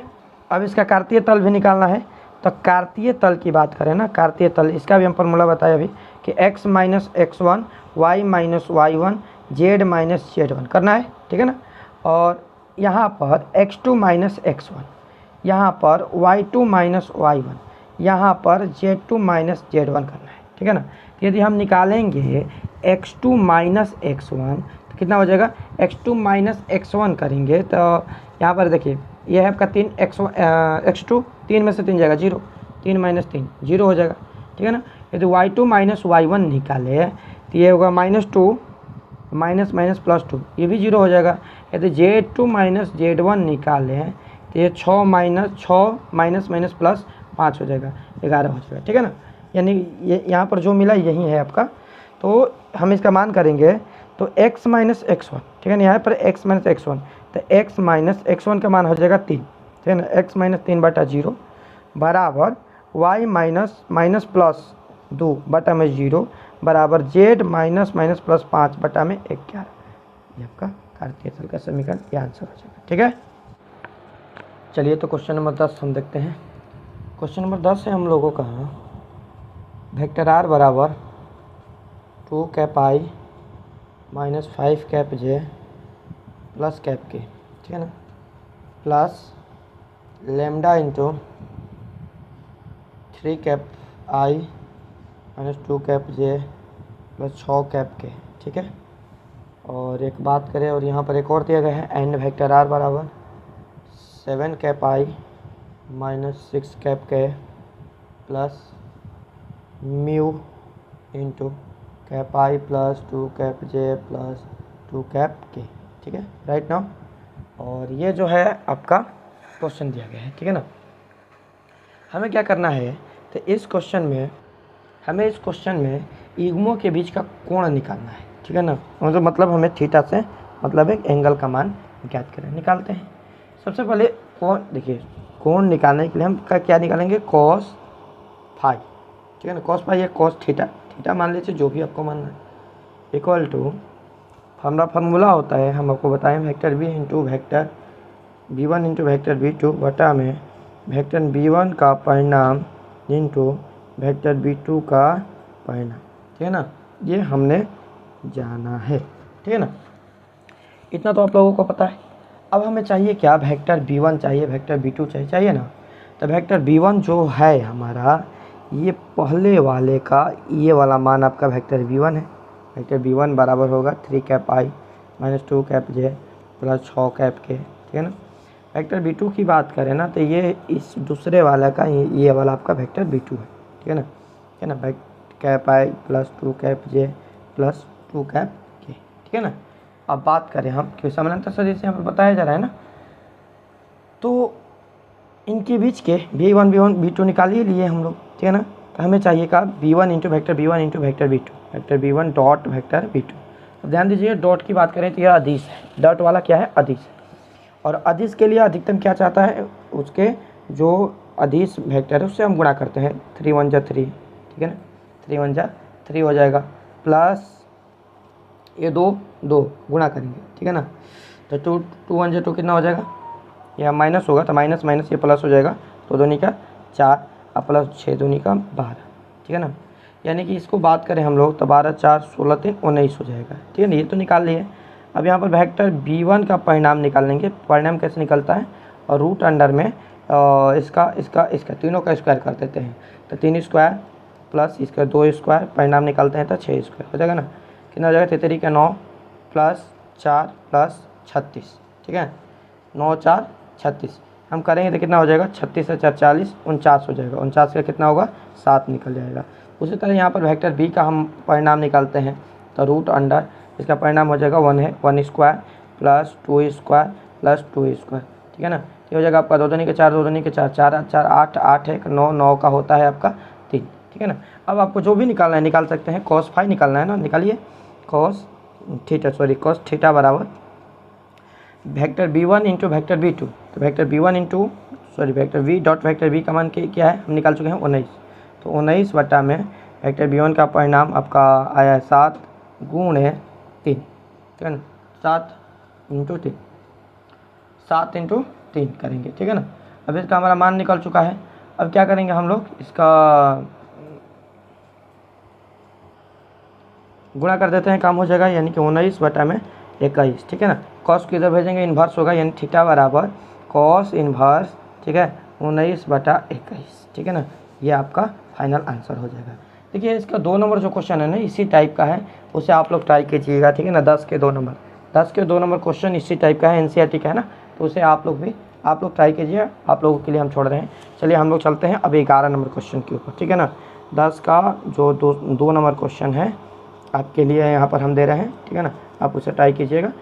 11 नंबर क्वेश्चन की तरफ हम लोग चलते हैं। 11 नंबर क्वेश्चन, जो 11 नंबर क्वेश्चन है हम लोगों का, उसमें क्या दिया गया है, उसमें आपको दिया गया है इसका भी निम्नलिखित युग्मों के बीच का इसका कोण ही निकालना है हमें। इसमें भी आपको कोण ज्ञात करना है। क्वेश्चन है आप लोगों का पहला क्वेश्चन, x माइनस 2 बटा में 2 बराबर y माइनस 1 बटा 5 बराबर z प्लस 3 बटा माइनस 3, ठीक है ना। और दिया गया है एंड x प्लस 2 बटा में माइनस 1 इक्वल y माइनस 4 बटा में 8 इक्वल z माइनस 5 बटा में 4। यही आपका क्वेश्चन, ठीक है ना। चलिए इस क्वेश्चन में हमें क्या याद करना है, युग्म निकालना है। देखा का युग्म वही फार्मूला हो जाएगा कि कॉस थीटा बराबर हो जाएगा आपका vector b1 into vector b2 बटा में वेक्टर b1 का परिणाम इंटू वेक्टर b2 का परिणाम, ठीक है ना। ये आपका हो गया मोड के अंदर में। इस तरीके से हम लोग निकालेंगे। इसमें आपको b1 b2 सारे चीज़ चाहिए ना, तो चलिए इसमें भी हम निकाल लेते हैं। b1 क्या हो जाएगा, b2 क्या हो जाएगा, ठीक है ना। सारे चीज़ को हम यहाँ पर देख लेते हैं। चलिए b1 का मान निकालते हैं। b1 का मान कैसे निकलेगा, देखिए ध्यान दीजिए, इसके दिक् को ज्या निकालेंगे। देखिए दिक् को ज्या इसके 2 है ना, तो 2 कैप आई, इसमें 5 है वाई वाला, तो प्लस 5 कैप जे, और यहाँ पर -3 है तो -3 कैप के निकाल दिए। वेक्टर b2 के मान की बात करें ना हम लोग, वेक्टर b2 के मान, तो वेक्टर b2 ये दूसरे वाला में होगा माइनस कैप आई, ठीक है ना, प्लस 8 कैप जे और प्लस 4 कैप के, निकल गया ना। चलिए अभी इतना तो निकाल दिया, तब तक काम हो ही जाएगा ना। Vector b1 into vector dot निकालते हैं, vector v dot vector b2 निकालते हैं, तो हो जाएगा 2 1 जा 2, ठीक है ना। यहाँ पर गुणा करेंगे तो कितना हो जाएगा, वेक्टर b1 2 1 जा 2 प्लस माइनस माइनस 2 हो जाएगा, ठीक है ना। और यहाँ पर गणना करें 8 5 40 हो जाएगा प्लस 40, और ये आपका हो जाएगा माइनस 4 3 12, ठीक है ना। तो टोटल करेंगे तो 12 तो 24 40 26 हो जाएगा, ठीक है ना। आपका vector v1 dot vector b2 हम बात किए तो ये हो गया 26, ठीक है। और इसके बाद हम लोग को चाहिए वेक्टर b1 का परिणाम। वेक्टर b1 का परिणाम निकालते हैं तो रूट अंडर 2 स्क्वायर, यहाँ से 2 स्क्वायर 2 दूनी का 4 5 25 और माइनस तेतरी का प्लस तेतरी का 9, माइनस में तो प्लस ही होगा ना, मोड के अंदर रूट के अंदर में स्क्वायर करेंगे तो 25 4 और 29 30 हमारा हो जाएगा 38, रूट अंडर 38 हो जाएगा, ठीक है ना। यानी हमारा इसका रूट अंडर 38 मिल गया। वेक्टर b2 का यदि हम परिणाम निकालेंगे ना तो ये हो जाएगा आपका रूट अंडर ये 1 स्क्वायर 1 प्लस 28 64 प्लस 4 के 16, ठीक है ना। करेंगे तो कितना हो जाएगा हमारा रूट अंडर 64 65 65 और 10 75 75 5 80 81 हो जाएगा। 81 को तो पता है हमें 9 निकलेगा ना, इसका तो हो जाएगा 9। चलिए तो निकाल लिए हम लोग। ये 26 बटा में रूट 38 गुणे 9 कर देंगे, हमारा इसका थीटा का मान निकल जाएगा। निकालते हैं, चलिए कॉस थीटा बराबर हो जाएगा, कॉस थीटा बराबर फार्मूला अभी हम लोग देखें कि vector b1 dot vector b2 याद रहना चाहिए आपको, ठीक है ना। वेक्टर b1 का परिणाम इंटू वेक्टर b2 का परिणाम, ये इसका फार्मूला होता है। तो करते हैं, वेक्टर b1 का मान आया है हम लोग का 38, तो यहाँ पर करेंगे 38 सॉरी रूट नहीं vector b1 dot vector b2 यहाँ पर निकाले थे, हाँ 26, ठीक है ना। तो इसका मान जो है हमारा 26 मिला, 26 और बटा में इसका है √38 और इसका जो है हमारा आया है कितना, देख लेते हैं 9, ठीक है ना। चलिए अब रूट का बात करें तो रूट का तो यहाँ पर निकलेगा नहीं, तो गुणा कर देंगे उसी तरह। तो थीटा बराबर हो जाएगा cos इन्वर्स 26 बटा में 9√38, ये आपका आंसर हो गया, ठीक है ना। इस तरह हम ऐसे क्वेश्चन को बनाएंगे। एक क्वेश्चन इसमें का आप लोगों के लिए छोड़ रहे हैं, उसे देख लीजिएगा जरूर है आप लोग, ठीक है। 12 नंबर क्वेश्चन पर चलते हैं। 12 नंबर क्वेश्चन क्या कहा जा रहा है, तो जो 12 नंबर हम लोगों का क्वेश्चन है ना, 12 नंबर क्वेश्चन में दिया गया है और p का मान ज्ञात करना है 12 नंबर क्वेश्चन में। 12 में p बराबर वॉट, p का मान चाहिए, यहाँ पर है 1 - x बटा 3, ठीक है ना, बराबर 7y - 14/2, ठीक है ना, इंटू p, यहीं पर दे दिया गया है p इक्वल z - 3/2। एक है, देन एक और दिया गया है 7 - 7x बटा में 3p इक्वल y - 5 बटा में 1 इक्वल 6 - z बटा में 5, ठीक है ना। चलिए समझ तो आ गया, यही हमारा क्वेश्चन है, समझ में ना। अब क्या करते हैं हम लोग, इतना तो समझ लिए कि क्वेश्चन दे दिया गया, इसमें p का मान ज्ञात करना है।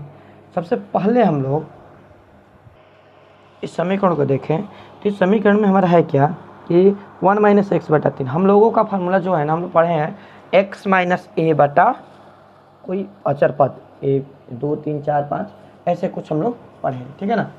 तो सबसे पहले हम इस समीकरण को उस पैटर्न पर चेंज करते हैं ताकि हम अपने फार्मूला को लगा सकें, क्योंकि यहाँ पर जो कह रहा है कि रेखाएं जो दिया गया है वह रेखाएं एक दूसरे के लंबवत है, ठीक है ना। यहाँ पर कह रहा है कि समकोण है, मतलब लंबवत है, तो लंबवत के लिए हमारा होता है a1 × a2 + b1 × b2 + c1 × c2 = 0 कर देंगे, काम हो जाएगा।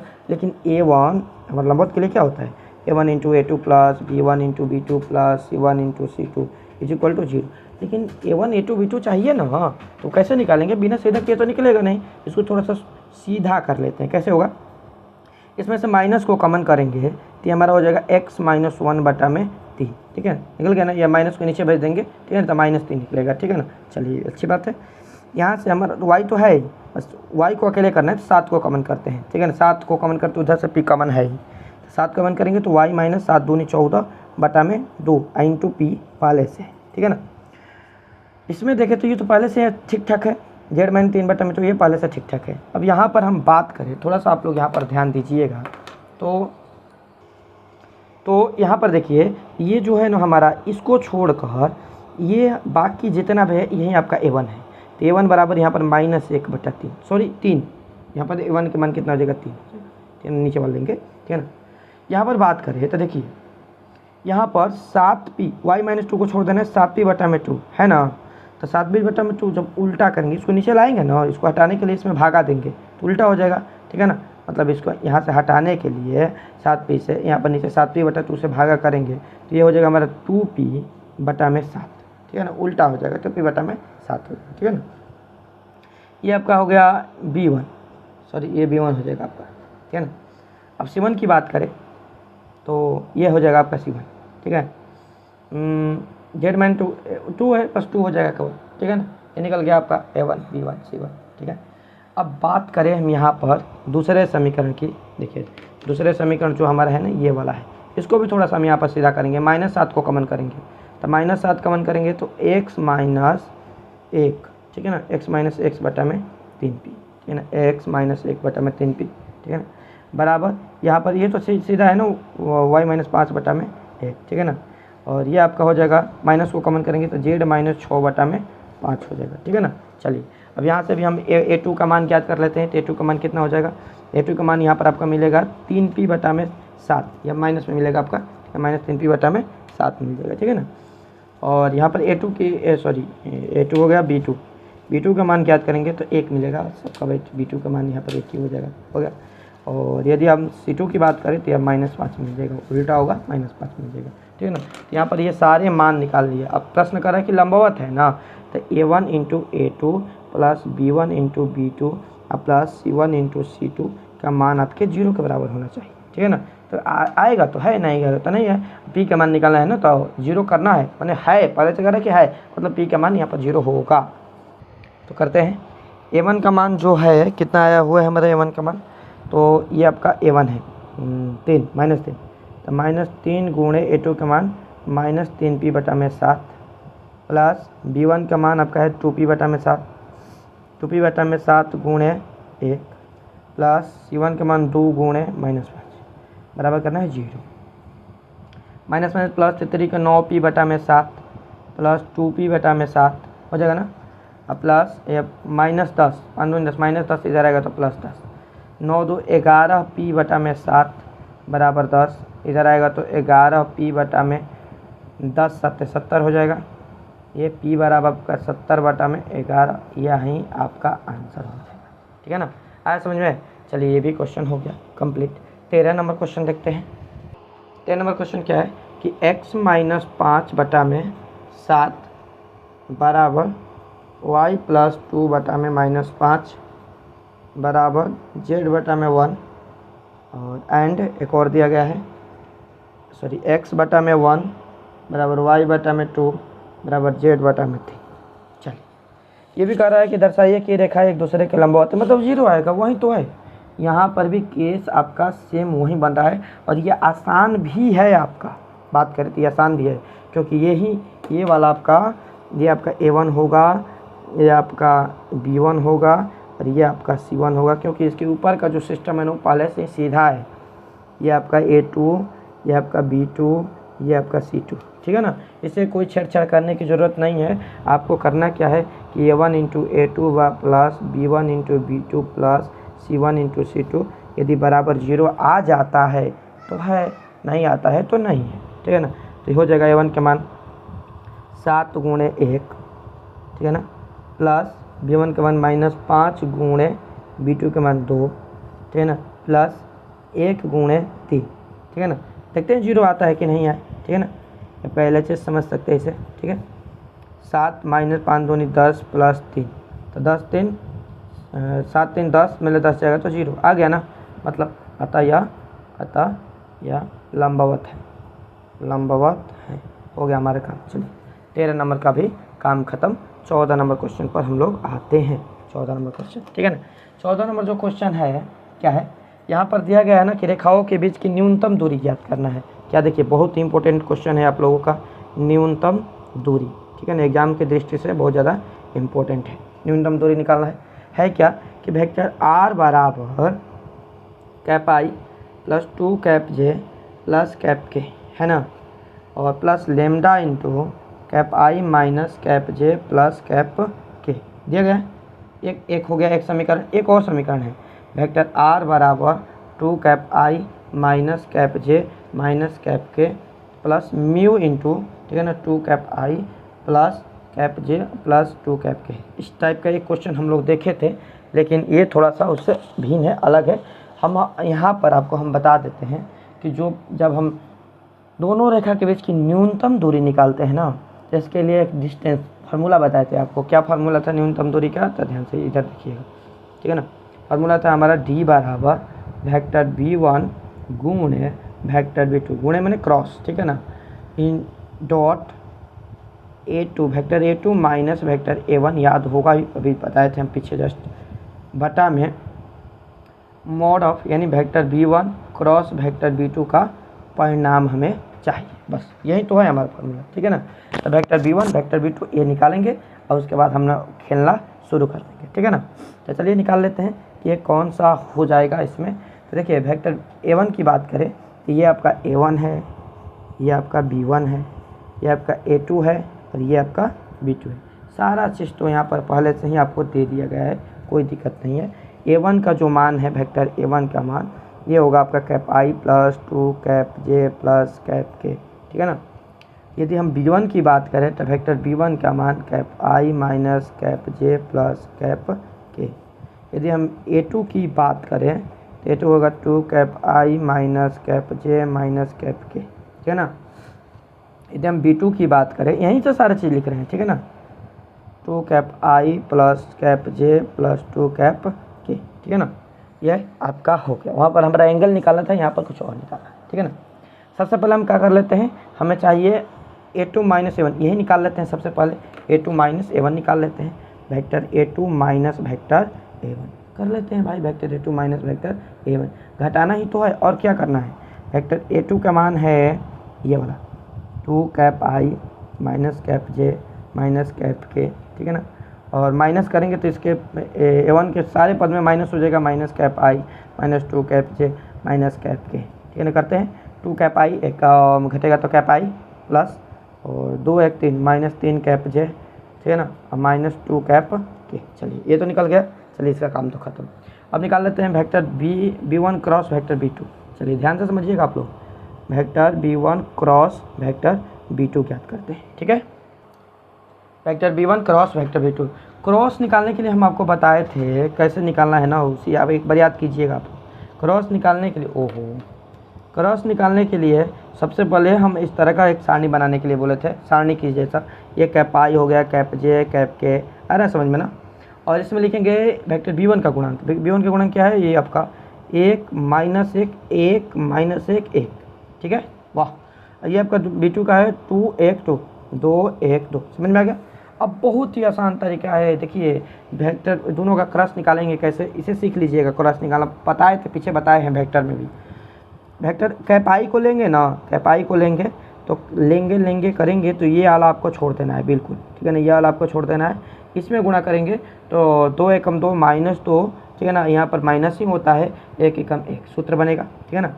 ये आपका पहले वाला प्लस फिर माइनस होता है, जे को लेंगे ना, वेक्टर कैप जे को लेंगे, ठीक है ना, तो जे वाली ये रो ये कॉलम को छोड़ेंगे पूरा का पूरा, तो 2 एकम 2 अब माइनस 2 एकम 2 माइनस 2 एकम 2, ठीक है ना, ये आपका 2 एकम 2 2 एकम 2 कम हो जाएगा, ठीक है ना। प्लस यदि हम कैप के को लेंगे, ठीक है, तो क्या करेंगे, कैप के वाले को छोड़ देंगे पूरा का पूरा, तो 1 एकम 1 अब माइनस माइनस माइनस प्लस 2 एकम 2 हो जाएगा, ठीक है ना। तो ये तो आपका 0 हो जाएगा ना, इसका काम तो खत्म हो गया ना, 0 हो गया। तो ये बनेगा आपका माइनस 3 कैप आई और प्लस 2 1 3 कैप के, ठीक है ना। ये हमारा क्रॉस भी मिल चुका है। चलिए हमारे इतना तो काम कर लिया हम लोग, ठीक है ना। अब यहीं पर इसका मॉड कर लेते हैं, मॉड ऑफ वेक्टर बी, चूँकि है ना, मतलब हमें चाहिए नहीं, यहाँ पर नीचे चाहिए चूँकि परिणाम, तो vector b1 cross vector b2 का परिणाम निकाल लेते हैं। बस करना क्या है, यही जो मिला है ना, इसी को 3 स्क्वायर प्लस 3 स्क्वायर करेंगे, माइनस 3 स्क्वायर वहीं 3 का 9, तो 3 का 9 प्लस 9 और इसका हो जाएगा 18, 18 का होता है 3 रूट 2, ठीक है ना।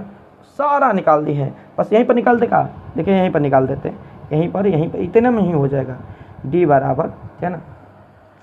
ये आपका वेक्टर b1 का मान है। चलिए इधर नहीं निकालते, इधर निकालते हैं थोड़ा सा, यहाँ पर देख लीजिए आप, यहाँ पर vector vector b1 cross vector b2 का मान रखेंगे, जो कि हम यहाँ पर पहले से निकाल कर रखे हैं, ठीक है ना। ये वाला आपका minus 3 cap I plus 3 cap K, ठीक है ना। यहाँ पर रखेंगे हम लोग क्या, माइनस d बराबर minus 3 cap I plus 3 cap K, ठीक है। और यहाँ पर हो जाएगा आपका, और a माइनस बी का मान निकाले थे ना, वेक्टर आई माइनस इधर, और वेक्टर आई माइनस 3 कैप जे, इधर देखिए 3 कैप जे माइनस 2 कैप के, यहीं रख देंगे 3 कैप जे माइनस 2 कैप के, ठीक है ना। और बटा में नीचे का परिणाम भी, परिणाम तो निकाले हैं 3 रूट 2, चलिए हो जाएगा काम, ठीक है, मॉड के अंदर में रहेगा। और इसका क्रॉस करते हैं, क्रॉस तो सॉरी डॉट तो आसान है ना, डॉट तो इसके परिणाम से गुणा करना है, ताई का परिणाम 3 एकम 3 माइनस 3 गुणा 1 हो जाएगा, ठीक है ना। और तो जे है ही नहीं, तो जे नहीं है तो 0, क्या करना है इसका 3 गुणा माइनस 2 प्लस 3 गुणा माइनस 2 हो गया ना, बटा में 3 रूट 2, वाह काम खत्म। देखिए और 3 एकम 3 और माइनस 3 और माइनस 6 3 माइनस 9, ठीक है ना, माइनस 9 बटा में 3 रूट 2, 3 का 9, ठीक है ना। माइनस तो होगा नहीं क्योंकि मॉड लगा है ना, प्लस ही होगा, 3 बटा में रूट 2, ठीक है ना। ये आपका है दूरी, चलिए 3 बटा में रूट 2 होता है दूरी। ऐसे आंसर नहीं दे रहा होगा ना, तो इसका परिमेयीकरण कर दीजिएगा, क्योंकि रूट को नीचे नहीं छोड़ते हैं ना। 3 रूट 2 बटा में 2 दूनी के 4 का मान 2 हो जाएगा, ठीक है। तो इसे आप न्यूनतम दूरी वाला क्वेश्चन जरूर दिमाग में रखिएगा, बहुत काम की क्वेश्चन चीज़ है ये, ठीक है ना। एक और क्वेश्चन है, न्यूनतम दूरी ज्ञात करनी है, वो भी चलिए देख ही लेते हैं, वो भी न्यूनतम दूरी है, लेकिन उसका जो दिक् को दिया गया ना, दूसरा टाइप का थोड़ा सा क्वेश्चन है। ये आपका समीकरण दिया था, यहाँ पर वेक्टर सदिश रूप है, लेकिन वहाँ पर सदिश रूप नहीं है। 15 नंबर क्वेश्चन है, देख लीजिए। ये आपका रहा 15 नंबर क्वेश्चन। 15 नंबर क्वेश्चन क्या है, पहले लिख लेते हैं। x + 1/7 बराबर y + 1/6 बराबर z + 1/1। एक और समीकरण है, x - 3/1 बराबर y - 5/2 बराबर z - 7/1, है ना। चलिए इसका बात करें ना हम लोग, तो इसका हमें निकालना है न्यूनतम दूरी, इन दोनों के बीच का न्यूनतम दूरी ज्ञात करना है। अब इसका भी फॉर्मूला हम लोगों को थोड़ा सा ध्यान देना पड़ेगा, हम आपको पढ़ाए थे तो थोड़ा याद दिला देते हैं। इसका जो फार्मूला होता है ना, आपको हम बताए थे कि x2 - x1 करेंगे, y2 - y1 करेंगे और z2 - z1 करेंगे, ठीक है ना। ये आपका रहेगा a1, ये आपका रहेगा a2, ठीक है ना, b1 b2 c1 c2, ठीक है, हो गया। अब बटा में तीनों का बारी बारी से परिणाम करना है और क्या, रूट के अंदर में, ठीक है ना। ये आपका b1 c2 - b2 c1 के होल स्क्वायर और plus c1 a2 - c2 a1 के whole square plus a1 b2 - a2 और b1 के होल स्क्वायर, ठीक है ना। ये सारा रूट के अंदर है, ठीक है ना। चलिए तो यहाँ से निकालना शुरू करते हैं हम लोग। x1 y1 और z1 का मान निकालते हैं, ठीक है ना। तो x1 का मान हम निकालेंगे, यहाँ पर निकालते हैं। सबसे पहले x1 का मान निकालेंगे, है ना। उसके बाद y1 का मान निकालते हैं, फिर z1 का मान निकालते हैं। तीनों इस तरह 3 कॉलम में निकाल लेते हैं, ठीक है ना। इसके नीचे हम निकालेंगे a1 का मान, a2 का मान, सॉरी b1 का मान, a1 b1 c1 का मान निकाल लेते हैं, ठीक है, बारी बारी से। उसी तरह x2 का a2 का निकालेंगे, काम हो जाएगा। तो यहाँ पर a1 का मान बात करें, सॉरी x1 का मान बात करें तो क्या है, +1 है ना। हाँ, उल्टा अगर अपोजिट का होगा ना, यहाँ पर -1 हो जाएगा। चलिए -1 निकाल हो जाएगा, यहाँ पर इसका भी मान -1 हो जाएगा। यहाँ पर +1 है, ये भी आपका -1 हो जाएगा। ये +1 है, -1 हो जाएगा, ठीक है ना। a1 की बात करें नीचे वाला का, ये होता है दिग्विजय, 7 हो जाएगा, ठीक है ना। ये आपका -6 हो जाएगा, ठीक है ना। ये आपका डी का मान बात करें तो सॉरी जी नहीं है, जी तो इसका फार्मूला है ना, ओहो हाँ। c1 की बात करें तो ये आपका ये वाला हो जाएगा 1 हो जाएगा, ठीक है ना। ये माइनस में रहता है ना, तो प्लस है तो माइनस करेंगे हम, ठीक है। x2 की बात करें ना, तो ये आपका दूसरे वाला इसमें से निकलेगा, देखिए -3 है तो ये +3 हो जाएगा, ठीक है ना। और x2 हो जाएगा। y2 की बात करें -5 है तो +5, और z2 की बात करें -7 है, यहाँ पर -7 है, ये जगह 7 हो जाएगा। अब इसकी हम बात करें a2 की, तो a2 इसके -1 हो जाएगा। b2 की बात करें तो -2 हो जाएगा। c2 की बात करें तो वो भी आपका 1 हो जाएगा। सारा मान तो निकाल ही लिया है ना। अब निकाल लेते हैं इसका मान, वैल्यू निकाल लेते हैं। ये इसका वैल्यू पहले निकाल लेते हैं, ठीक है ना। उसके बाद हम लोग का काम आसान हो जाएगा, ठीक है। तो निकालते हैं ऊपर वाला का वैल्यू क्या है, x2 - x1। थोड़ा सा मतलब शॉर्ट करते हैं, नहीं तो तेज नहीं है ना, x2 - x1 करते हैं। तो x2 का मान ये है आपका, देखिए 3 - -1 4 हो जाएगा ना। डायरेक्ट लिखते हैं 3 - -1 4, ठीक है ना। यहाँ पर y2 - y1 करते हैं, 5 - -1 6 हो जाएगा, ठीक है। और ये हो जाएगा 7 - -1 8 हो जाएगा, ठीक है। नीचे तो आपको ये सजा देना है ना, a1 a2 a1 b1 c1, 7 7 - 6 1, ये वाला 1 - 2 1 हो गया ना। चलिए ये तो हम बनाना सीखे जानते हैं ना, आपका वो है डिटर्मिनेंट है। तो करते हैं किसी एक से, इसी से विस्तार कर देते हैं r1 से। तो 4 × 4 लेंगे, इंटू 4 वाले रो, पूरा रो और पूरा कॉलम को छोड़ेंगे, -6 -2, ठीक है ना। फिर यहाँ पर माइनस होता है, अब ये 6 लेंगे, ठीक है, रो से चले हैं, रो से ले लेते हैं। तो 6 लेते हैं, 6 लेंगे तो 6 वाले रो और कॉलम पूरा छोड़ेंगे, ये और पूरा पूरा खत्म, 7 × 7 -1, ठीक है ना। प्लस ये 8 लेंगे, ये रो ये कॉलम पूरा छोड़ेंगे, तो 7 दूनी 14 -14, और ये आपका होता है माइनस माइनस प्लस 6 × 6, ठीक है ना। ये आपका मिलेगा कितना, 6 में से 2 जगह तो -4, 4 × 16 -16, और 7 में से 1 जगह 6 का 36 हो जाएगा, और 14 में से 6 जगह 8 8 9 64 -64 हो जाएगा, ठीक है ना। तो बताएगा -116 आपको मिल जाएगा। मतलब ये वाला मान हम लोग ज्ञात कर लिए, इतना आसान कर लिए, इतना तो समझ में आ ही गया ना। चलिए दूसरे वाला मान निकालते हैं, कौन सा, ये वाला, ठीक है ना। ये आपका क्या, थोड़ा सा इसको हम लिख लेते हैं, ठीक रहेगा, ठीक है ना। यह आपका B1 C2 minus B2 C1 का whole square plus C1 A2 minus C2 A1 का whole square plus A1 B2 minus A2 B1 का होल स्क्वायर। ठीक है ना, सारा मान सजा कर निकाल देना है, कुछ नहीं करना है मेरे बाबू। ठीक है ना, सारा मान यहाँ पर सजाना है, निकालना है। B1 इंटू C2, देखिए ये आपका B1 है -6, ये आपका C2 है 1, -6 का -6, ठीक है ना, -6 माइनस ये देखिए B2 का मान कितना है -2, C1 का मान है 1, ठीक है ना, -2 का -2 के होल स्क्वायर। ठीक है ना, इसी प्रकार C1 का मान जो है आपका 1, A2 का मान क्या है आपका ये 1 का एक ही हो जाएगा। ठीक है ना, 1 प्लस और 1 माइनस, ठीक है, 1 माइनस C2 का मान है 1, A1 का मान है 7, 7 एकम 7 हो जाएगा। ठीक है ना,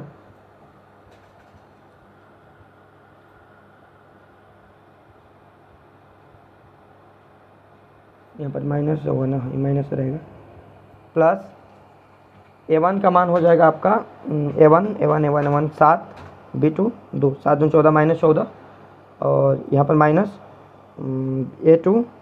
A2 का मान है A2 1, B1 का मान है -6, -6 हो जाएगा।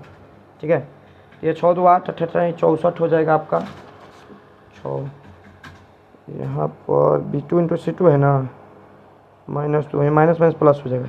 6 में 2 या 4, 6 चौके 16, प्लस ये -6 6 का 36, प्लस ये 64, 8 6 14 64 हो जाएगा। ठीक है ना, ऐसा करेंगे तो √116 आएगा।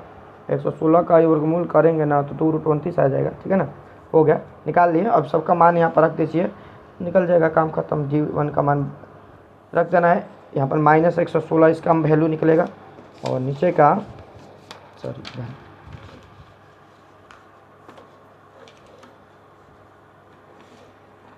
देखिए D बराबर रखे हो जाएगा हमारा, ऊपर का -116 आया है और नीचे का आया है 2√29। चलिए, हो गया आंसर। नहीं होगा तो ये नहीं आंसर मिला होगा तो इसका परिमेयकरण कर दीजिएगा। ठीक है ना, हो जाएगा आपका इतना। आज समझ में। अगला क्वेश्चन क्या है, उन रेखाओं के बीच की न्यूनतम दूरी ज्ञात कीजिए जिसके सदिश समीकरण दिए गए हैं।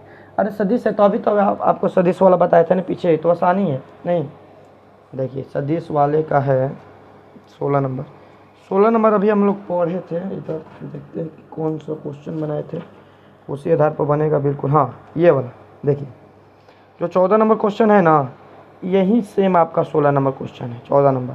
ठीक है ना, तो आप लोग 14 नंबर बना लिए हैं तो 16 नंबर अपने आप ही आप लोगों से बन जाएगा। ठीक है ना, तो इसे हम छोड़ते हैं। ठीक है, 16 के बाद आते हैं क्वेश्चन नंबर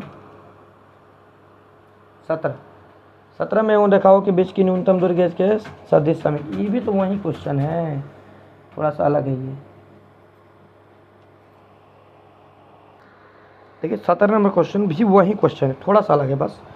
वेक्टर R का मान दिया गया है 1 - t into cap I plus 2t - 2 cap J plus 3 - 2t cap K, है ना। चलिए इसको थोड़ा सा सॉल्व कर लेते हैं, उसके बाद दूसरा समीकरण जो है उसे भी देखेंगे। एक और समीकरण दिया गया है हमें। देखिए करना क्या है, देखिए जो 16 नंबर क्वेश्चन था ना, वो आपका सीधे डायरेक्ट रूप में दे दिया गया था, ये इनडायरेक्ट रूप में। इसके थोड़ा सा हम लोग चेंज कर देंगे, गुणा करेंगे minus cap I minus T cap I plus T cap J minus 2 cap J plus 3 cap K minus 2t cap K हो जाएगा ना। यहाँ पर क्या करेंगे, टी वाले जितने भी पद हैं ना सबको एक जगह करते हैं, टी और टी। ठीक है ना, बाकी सबको एक जगह। Cap I minus 2 cap J plus 3 cap K लीजिए, ये आपका A1 का मान मिल जाएगा। प्लस ये आपका टी जो है, टी वाले पद है माइनस है ना, ये इसको पहले लिख देते हैं, कोई बात नहीं। Minus T cap I plus T cap J plus minus 2t cap K हो गया। लीजिए ये आपका होगा वेक्टर R का value -2 cap J plus 3 cap K into इसमें से टी को कॉमन करेंगे तो कैप आई माइनस भी कॉमन हो रहा है कैप जे प्लस 2 कैप के, ठीक है ना। लीजिए ये वाला मान आपका A1 होगा वेक्टर A1, ये वाला मान आपका वेक्टर B1 हो जाएगा। लीजिए आगे समझ में वही क्वेश्चन है कि नहीं, सेम टू सेम वही क्वेश्चन है। एक और समीकरण दिया है उसे भी लिखते हैं। वेक्टर R बराबर S प्लस 1 और कैप आई, ठीक है ना, plus 2S minus 1 cap J minus 2S plus 1 cap के। लीजिए इसका भी हम लोग करते हैं अपना काम, तो हो जाएगा S cap I plus cap I plus 2S cap J minus cap J minus 2S cap K plus minus minus cap K, ठीक है ना। इसमें से जितना भी है ना बिना S वाला उसको एक साथ लिखते हैं, ठीक है ना। और सॉरी ये भी आपका AC है, ठीक है ना, ये S वाला है। तो कैप आई और minus cap J minus cap के, ये आपका हो गया। लीजिए ये भी निकाल लिए और इसमें से हम क्या करते हैं प्लस S को कॉमन करते हैं, तो S प्लस S हुआ है ना, कैप आई इसमें से इसको लेंगे तो प्लस 2 कैप J, इसमें से इसको निकालेंगे तो माइनस 2 कैप के। लीजिए ये भी बन गया आपका, ये हो गया आपका vector vector vector vector vector A2 और ये आपका हो जाएगा वेक्टर B2, ठीक है ना। चलिए इतना काम तो कर लिया। अब कौन सा फार्मूला लगाना है आपको, डिस्टेंस D वाला फार्मूला ये वाला लगाना है ना, न्यूनतम दूरी के, और B1 cross vector B1 cross vector B2, ठीक है ना, और in dot vector A2 minus vector A1, ठीक है ना। अब बटा में vector B1 cross vector B2 का परिणाम करना है। इस वाले फार्मूला लगाकर आप लोग सिमिलरली इस क्वेश्चन की तरह देखिए, इस क्वेश्चन की तरह सेम टू सेम बना सकते हैं। सबसे पहले A2 माइनस A1 निकालना है आपको, vector B1 14 number question, vector B1 cross vector B2 करना है सेम यही।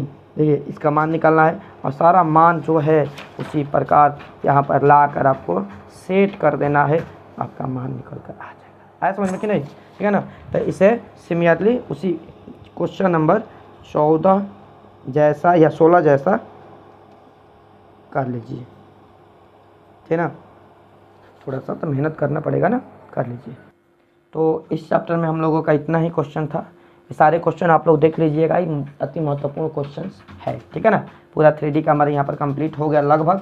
एक और चैप्टर बचा है जो बिहार बोर्ड के लिए इम्पोर्टेंट है। एक कोई बोर्ड में हुआ मतलब नए सिलेबस में तो डिलीट है, लेकिन पुराने सिलेबस के अनुसार वह दिया गया है, तो उसे भी हम लोग समय मिलता है तो देख लेंगे, ठीक है ना। चलिए मिलते हैं नेक्स्ट क्लास में।